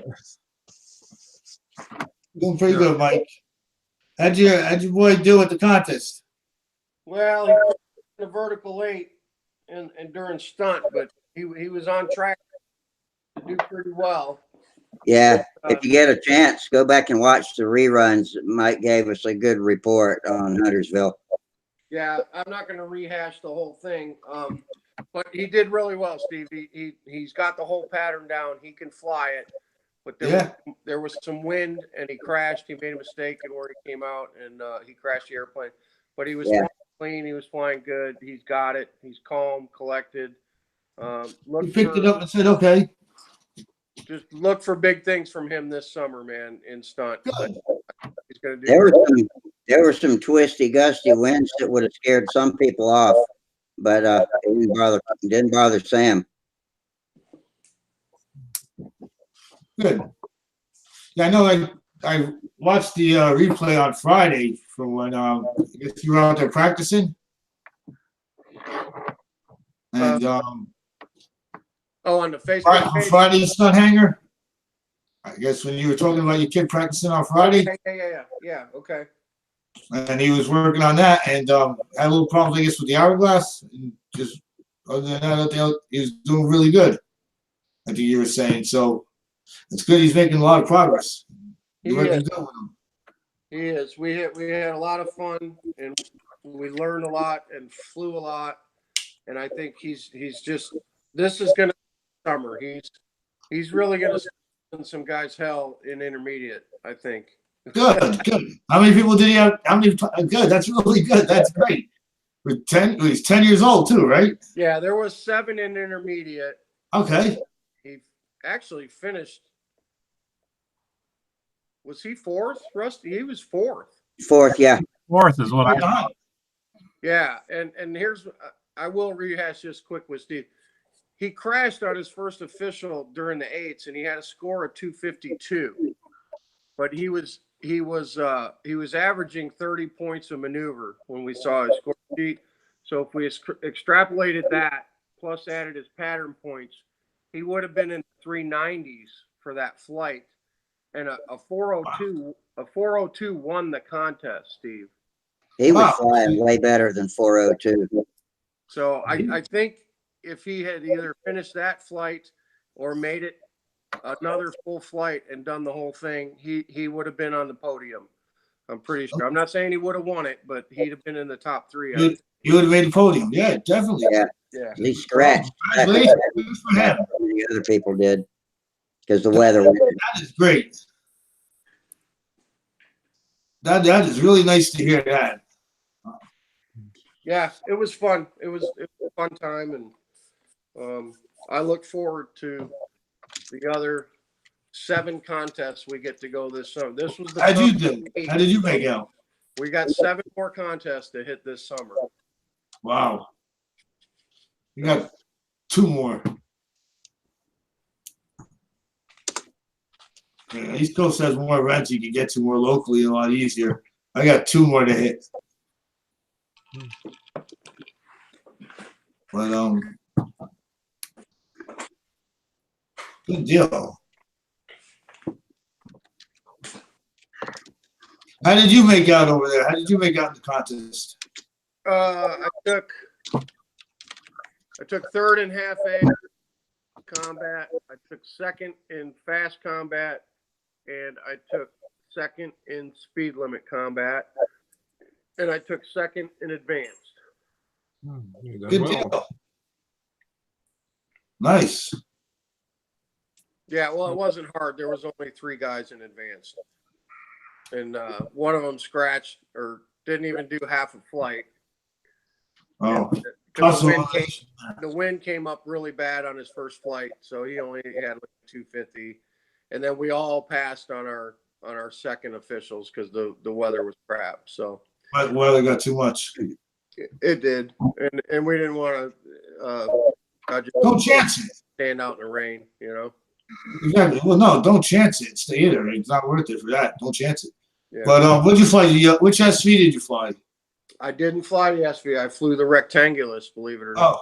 Oh, okay. I never got to work with Derek Saturday afternoon with it because about 2 o'clock, 3 o'clock Saturday, lightning came in and everybody left. Everybody left after combat was over, speed limit combat. And I think they finished profiling at around 1 o'clock, didn't they, Rusty? That's about right. Yeah, I was surprised when it was over.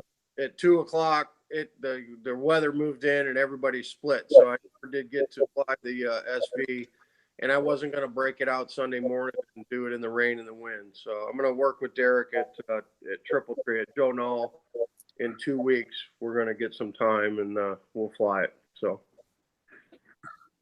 Good to be well. Hey, I received calendar in the email. excuse me. Holly keeps referring to somebody named Fred that I think you might have been judging. Do you know whose name is Fred out there?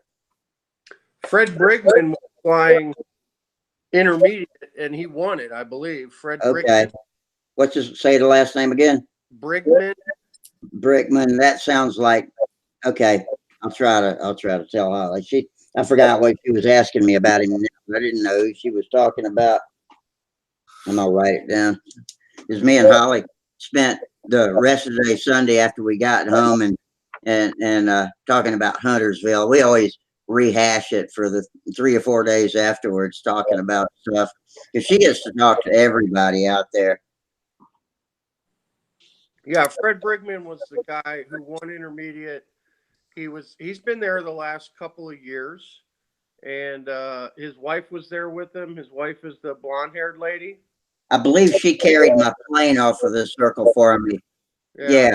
Okay, so I know who that was. Fred and Charlie Sabata was there flying. Yeah. You were flying intermediate. Sam flew intermediate. Max Flo flew intermediate, and there was one more gentleman that flew intermediate. The guy with the twisty mustache. That little mustache, yeah. What is his name? I don't know. I don't remember. We could look at the scoreboard on Stunthangar that we'll post. Yeah. I can never remember that guy's name. Yeah, I haven't been on Stunthangar since I've been home, so I need to check it out. Hanging out. I think you said Dan Phelps at the beginning of the show. It's Dave, isn't it? Who? What's the question? David Phelps was there. David Phelps, yeah. Yeah, he's called him watching us on YouTube right now. Dan Phelps at the beginning of the show, I think. Oh, did I? Okay, yeah, it's Dave. Yeah, it's Dave. Because he's on YouTube watching right now, isn't he? He is. On Cox Engine for him, he calls himself Dave P. Oh, he does. Yeah. Well, maybe it is Dave. Yeah, Dave or Dan. Now maybe I'm screwed. I don't know. No kin to Jerry and Mary Phelps, though. Right. I hadn't seen them in a couple of years. Well, Jerry and Mary folks, I met them over at VSC. Yeah, they always got their ball caps on that say Team Phelps. Yeah, met them out there. He's not related to them, though. Holly kept accusing him of being Michael Phelps' brother.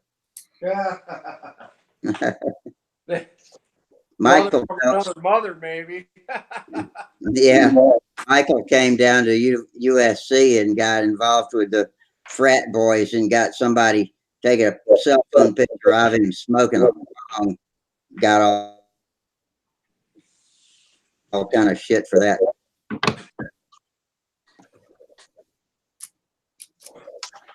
I heard Mike talking about the Spectra lines, and we tried to get that remit through. I drafted the remit to have it approved here in New Zealand, but we failed. 71 votes to 75. Really? We needed a 75% to pass, and we got 71. So, bummer. That was annoying, but a lot of people have got used to using it. Opposition. Why the opposition, I wonder? The opposition were those that are used to flying on steel and don't want to change. It was quite strange because one of the guys went back and questioned all those that objected and that he could get hold of, and asked why they objected. Maybe a better drafted remit would have helped, but it was really just those that had always flown on steel that didn't want to change. And it's the exact same reason why they failed here last year, because there's a bunch of old stunt guys on the contest board that won't accept new technology for long. Yeah, stainless steel was invented in 1906 or something like that, and got passed by a 60% majority, and it didn't. And well, there were some other problems with the way the proposal was written too. The wording and the language of the proposal was not, because they were calling out name brands and stuff. So yeah, Brett Buck touched on all that. The proposal needs to be written differently, but even if it was, there's a couple of old guard stunt guys on the contest board that aren't going to let it happen. But when they're dead and gone and get the new blood in there, it'll happen. Sorry, that's really one crappy way to say it, but that's the way to say it. I can see the same thing here in a way. But we've got a way forward. I think if we get people trying them and just not just talking about them, but trying them. Exclusions for those categories where they're not going to be the team race. Dick, how long have you flown control line? 1956. And what do you think of Spectra lines since you've tried them? Oh, yeah. For somebody, in my use, you can't beat them. You don't wear them out. Right. I mean, but you tried them, right? You were like, okay, this is a new thing. Guys are talking about them. They've been using them in combat for 10 years. I want to see what the hubbub is. So you went out and you bought some. Yep. You educated yourself on how to tie them and use them in the right strength line. And you use them, and are they any different than steel line to you? No, not really. But you tried them. You did your own testing, and you flew them yourself and made your own decision. The only thing I see with them compared to a steel line, take a steel line off a plane and put Spectra on it. You got to move the lead outs back about 1/8 of an inch and take tip weight out. Other than that, there's no difference. Right. So it changes the trim characteristics, but it in no way, some minor, it in no way affects the safety of the airplane. The average sport car flyer would not know the difference as far as the airplane trim. Right. Yeah. That's the thing. Anybody who's tried them and flown them will use them.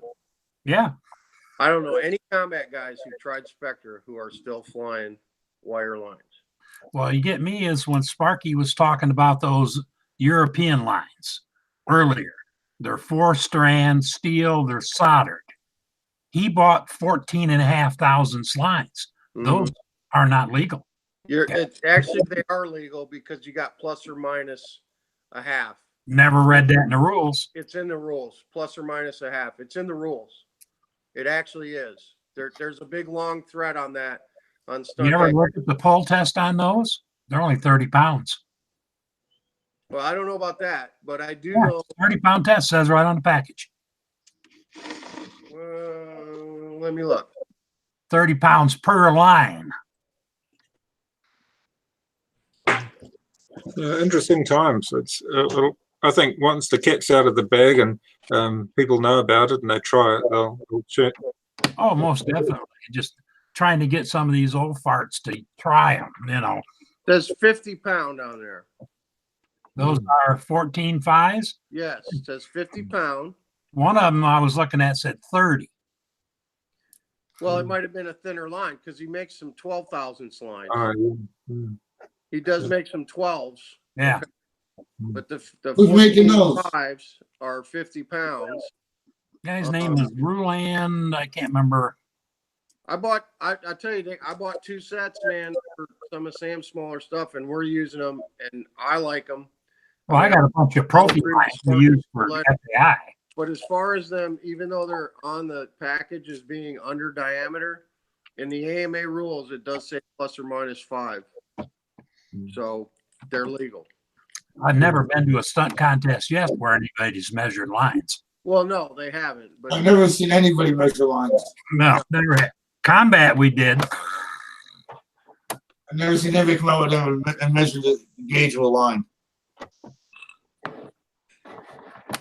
so here's the new landing gear on the rectangular. That ought to get it off the ground a little higher, I would think. Oh yeah. It might make it a little bouncier landing. Yeah, put a tail skid on it and get it up more. It's So got one on there. I'll put a bigger one, but it was I only had about 1.5 inches of clearance before. Now I'm going to have more than enough on there. Yeah, then you can put a tail skid and get her a little bit more level. It takes off easier. Yeah, I'll put a tail skid with a wheel on it. Actually, I just got. Don't bounce when it lands. Yeah. I don't care about that. It's for Sam anyway. So You got a chicken hopper tank on it? no, it's not a chicken hopper. It's just, Okay, just a wedge, yeah. it's a wedge, but it's. I haven't seen one like, this is kind of comes out at an angle here, which is nice rather than being straight down because it's a little easy to get to. Just stuck it up into the corner of the tank, yeah. Yeah, I actually kind of like that feature right there as opposed to here, because it always seems hard to reach up there with the engine being right there and stuff and yank that off. These were from Eric. I think these are 4.5 ounce. Yeah. So yeah, now I'm gonna hang the 46 on it. I did combat motor mounts too. I did aluminum motor mounts on a nose block for the mounting on here. Makes it so much simple. Well, it's nice because I was able to waller out the holes in the nose block a little bit, so that if I need to do Offset, yeah. offset, I can just loosen these, tweak it out, clamp it down. Keep it simple, right? Yep. Hey, Minnesota Mike just joined us. Hey, Mikey.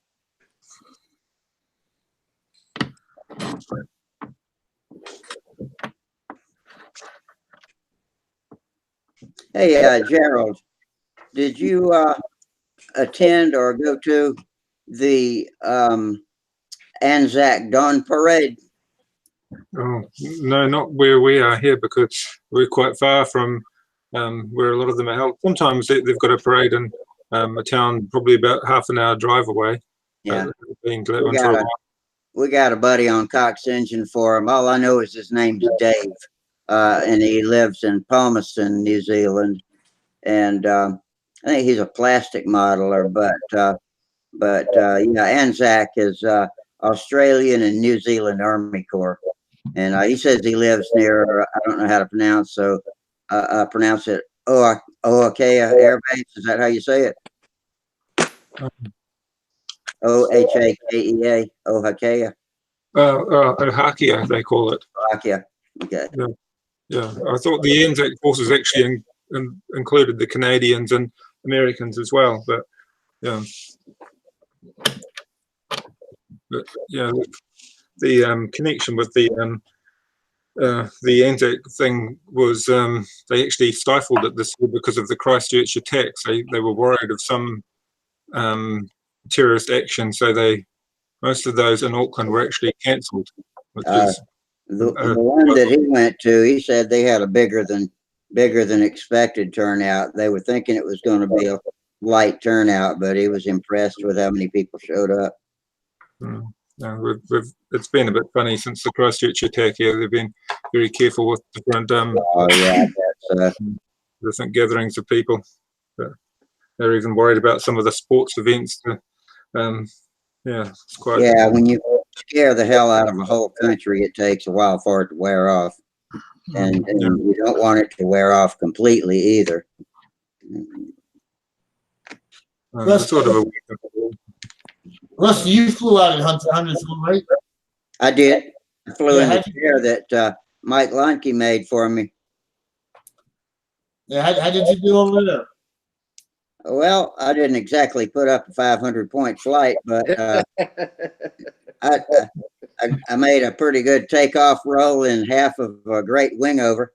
But after I pulled out of the first leg of the reverse wing over, I should have let my arm farther back out. So I had some pull because coming around back towards the judge is inverted. I was flying with the wind coming at the plane, and so it pushed it in, and I was back here trying to get input, and I just could not get enough to get it to come back up off the ground. And it just gradually sunk and skidded in. It didn't hurt anything but the propeller, but so that's what my flight consisted of. It was fun for a couple of minutes. We needed more beta testing on the chair. Yeah, we did. That was the first flight ever. I didn't get a chance to fly any dry runs in it, and so live and learn. Right? You're flying grass over there, right? So what? It's a grass field, right? We were on a grass field. Yeah, I'm wondering if that's why Will assigned that event to the grass field, because we normally fly it over pavement. No, intermediate and beginner has been on the grass for a long time now. There was the last intermediate contest I did fly was on the pavement. Yeah. Because they had so many experts. Right. They didn't have a lot of intermediate and they didn't have a lot of advanced. So they combined advanced and intermediate to make it go faster. Yeah, you're right about that. That's right. This year we didn't have one single beginner. Nope, not one. The boys they flew basic flight on Saturday though. Yeah, I judged that. Wesley and Connor, David and Sarah's boys, and Will Smith's grandsons, Will Davis, I'm sorry. They flew basic flight. They had 3 entrants, and I think they're all under the age of 4. And Liam, I don't know how old Liam is. Liam Barry flew. I think he's 4. I think he's 4 years old. He might be 5, but yeah, I don't think so. I think he might be 4. Will Davis's grandkids? Liam won it.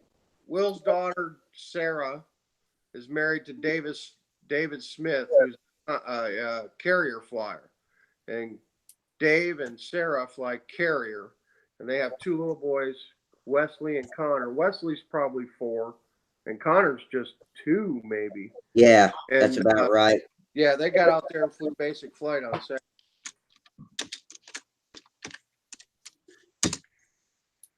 Yeah, I judged that with David Phelps. Me and David judged that basic flight.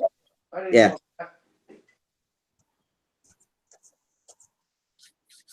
That was like herding cats, getting those little kids organized and out there. But they did good. It was fun. It's been a while since I've been on that side. I think David enjoyed it. I always like to get somebody that's never been to Huntersville to visit every year. One of the last times was Kim Stricker from Cox Engine Forums came, and I've had David Fountain, TD Bandit come, and seems like every year I can get somebody new just to experience it. Has TD Bandit made it there? Did he?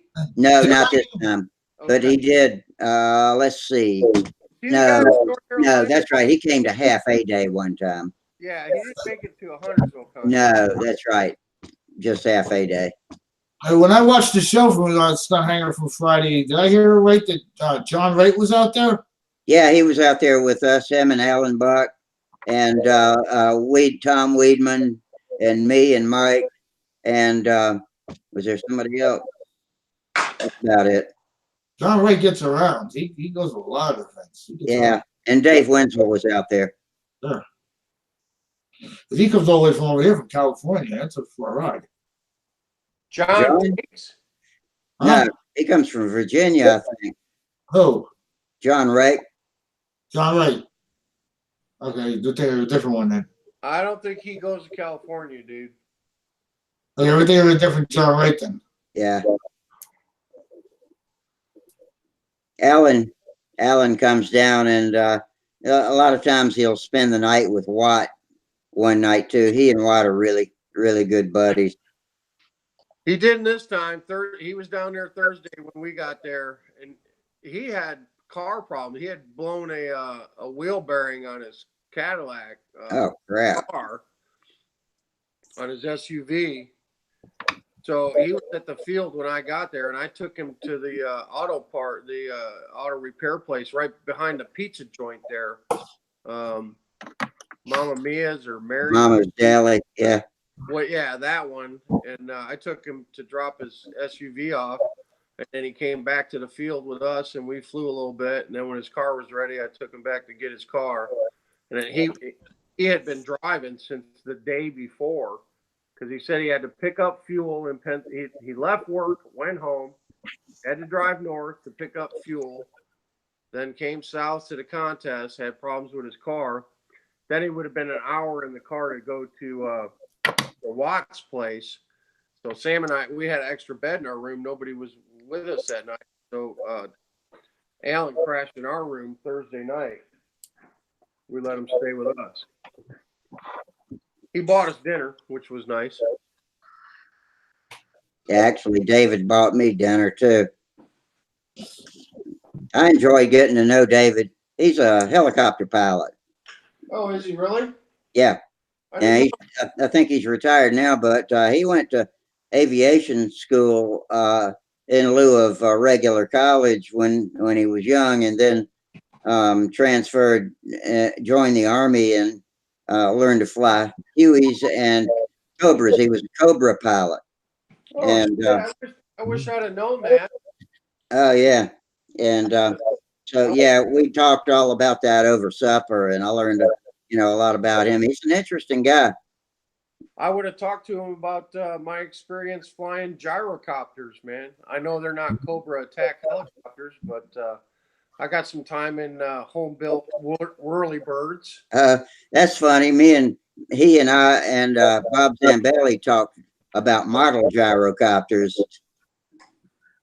Yeah, He had a good long chat with Bob Z. I got 100 hours in a Benson B8 gyrocopter that my father built in the late 60s, early 70s. That's so cool.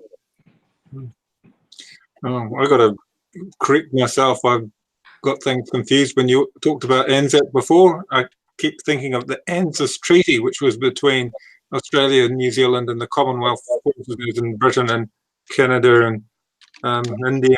But the ANZUS Treaty was when they formed just after World War II, whereas the ANZAC thing is something really related to World War I.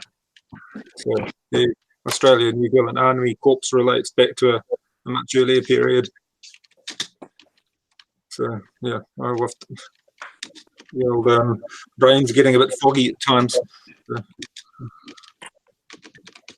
And the other thing, Rusty, with David Phelps, he may know my wife's cousin Gerald. He flew Blackhawks for the last 30 years. So they may have run across each other in the helicopter community in the military. Maybe so. Yeah. I told him my old story about going out to the field and there being an Apache sitting on the runway one day when I went out to practice.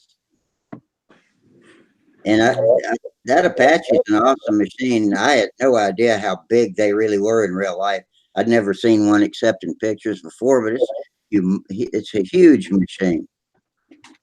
they had set down for a hydraulic warning indicator.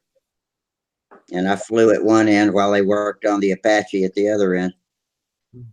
They actually borrowed a 13/16 socket from me.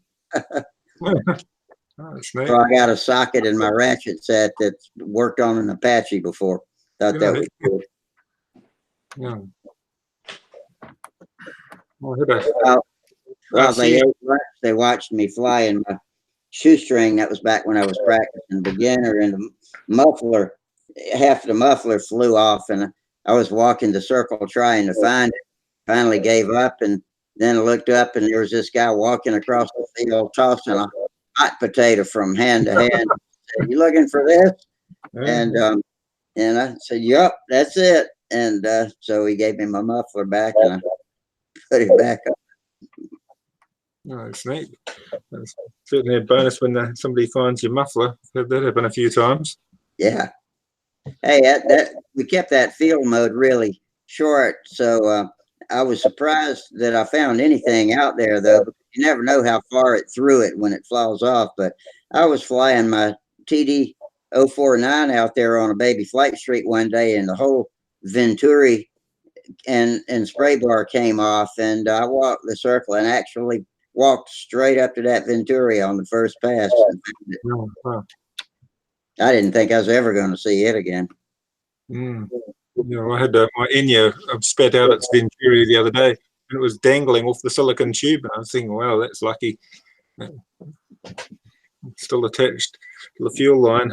I was expecting that there was another lot of Venturi spray bar. On the TD, the Venturi and the spray bar come apart when they come unscrewed. So I still had the spray bar attached to the fuel line, but the Venturi had taken off flying.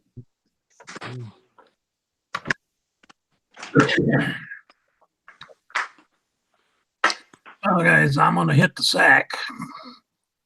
All right, Rich. We'll check you later this week. Sure thing, man. Have fun. Do something good. Oh, yeah.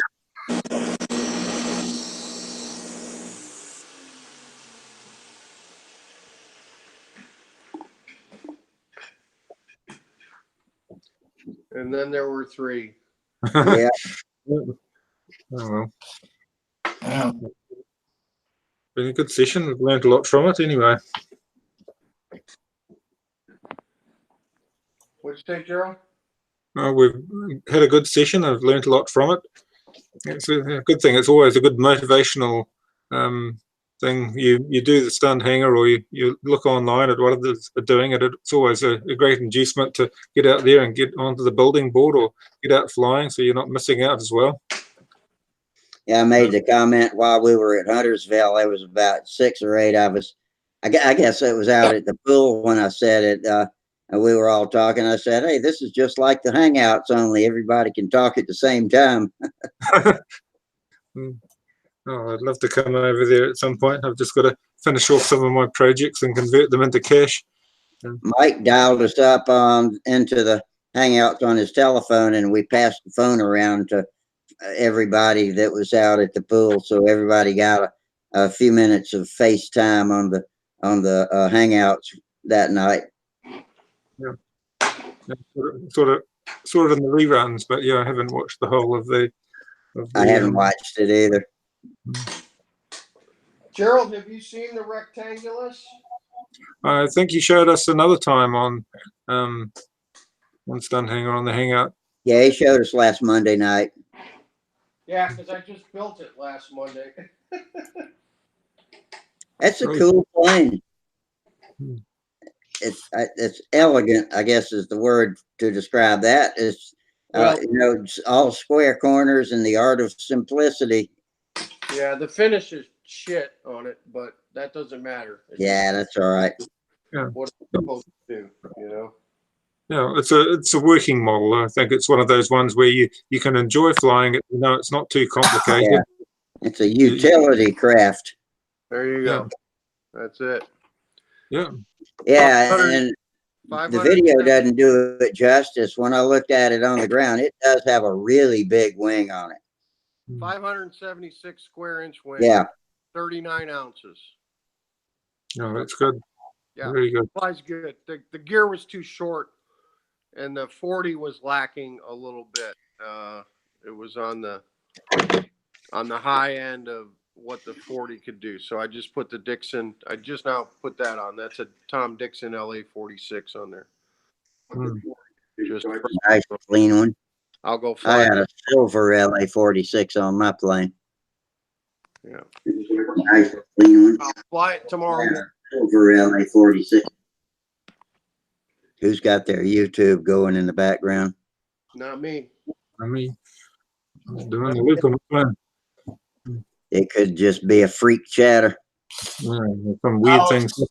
That might have been me. I was clicking through something else and I think I hit it and I got it out. Okay. Dave, come on, man. Hey, Mike, Ken Cook was in here with us tonight on YouTube. Were you here when he was here? I was watching when you were talking about him. He hung out for about an hour or two. Okay. Good deal. He said Sean's got a mic and a camera, but he doesn't have one. Okay. Well, I hope they come for October. At least he's watching on YouTube now. That's a start, man. Yeah, We'll get him sucked in here pretty soon. yeah. We'll make him one of the gang. But I enjoy those guys from the Philly Flyers. If they come, it'll be in October. I hope they can make it this year. Been a while. I hope they make it to Brodax, man. He's gotten hooked on going to Brodax the last few years because of his job. So, Yeah, he's got a stupid busy work schedule. I hope he can get off. me too.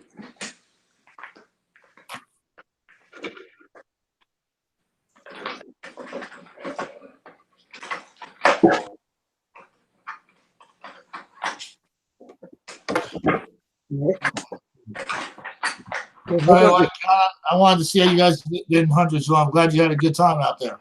Oh yeah. I'm gonna be heading out.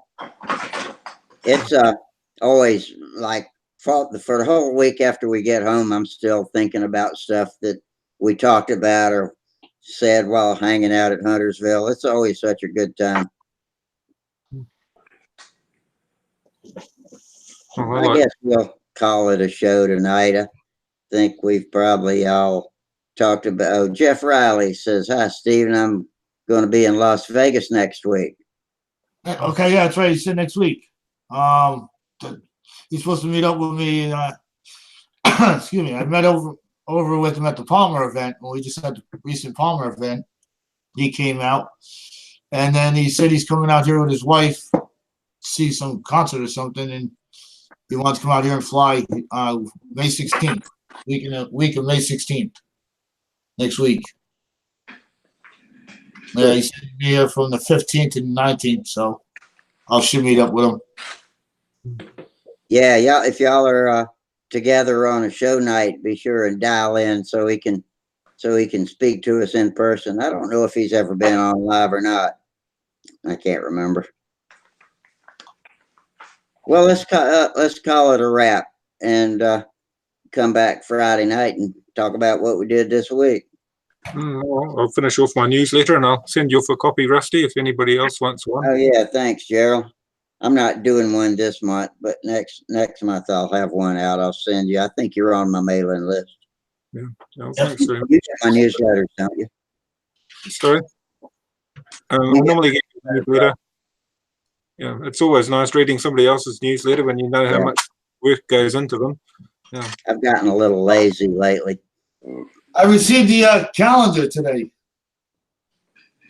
You what? It's really nice. Say it again, Steve. I received today the calendar. The Oh Stunthangar. yeah, I did too. So did Mike. Yeah, that was nice.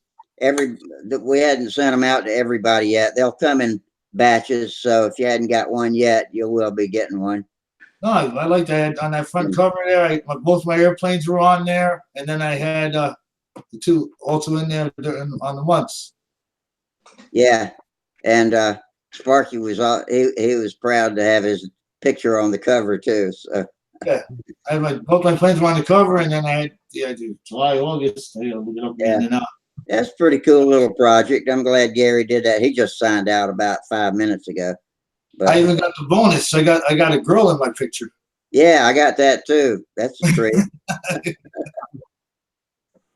From the good side. Yeah, on the good side. I was like, hey, there's a bonus. Yeah, but yeah, hang tight. We'll be getting them to anybody that hadn't gotten them yet. I got to go through the old chat logs and you know, send them to pick some people out that are regulars there and in here that didn't send pictures because he's got a few extras, so we want to get rid of those. And so hopefully everybody that wants one will get one. So I might be trying to get in touch with some of you guys that are watching out there that I don't know your YouTube address or your name on Stunthangar.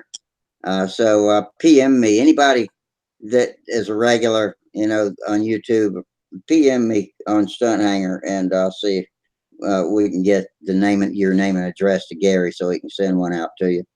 I think he's probably got about maybe I don't know 10 more to send out. So anyway, y'all take care and have a great week, and we'll see you on Friday. All right, Everybody. we'll see you Friday.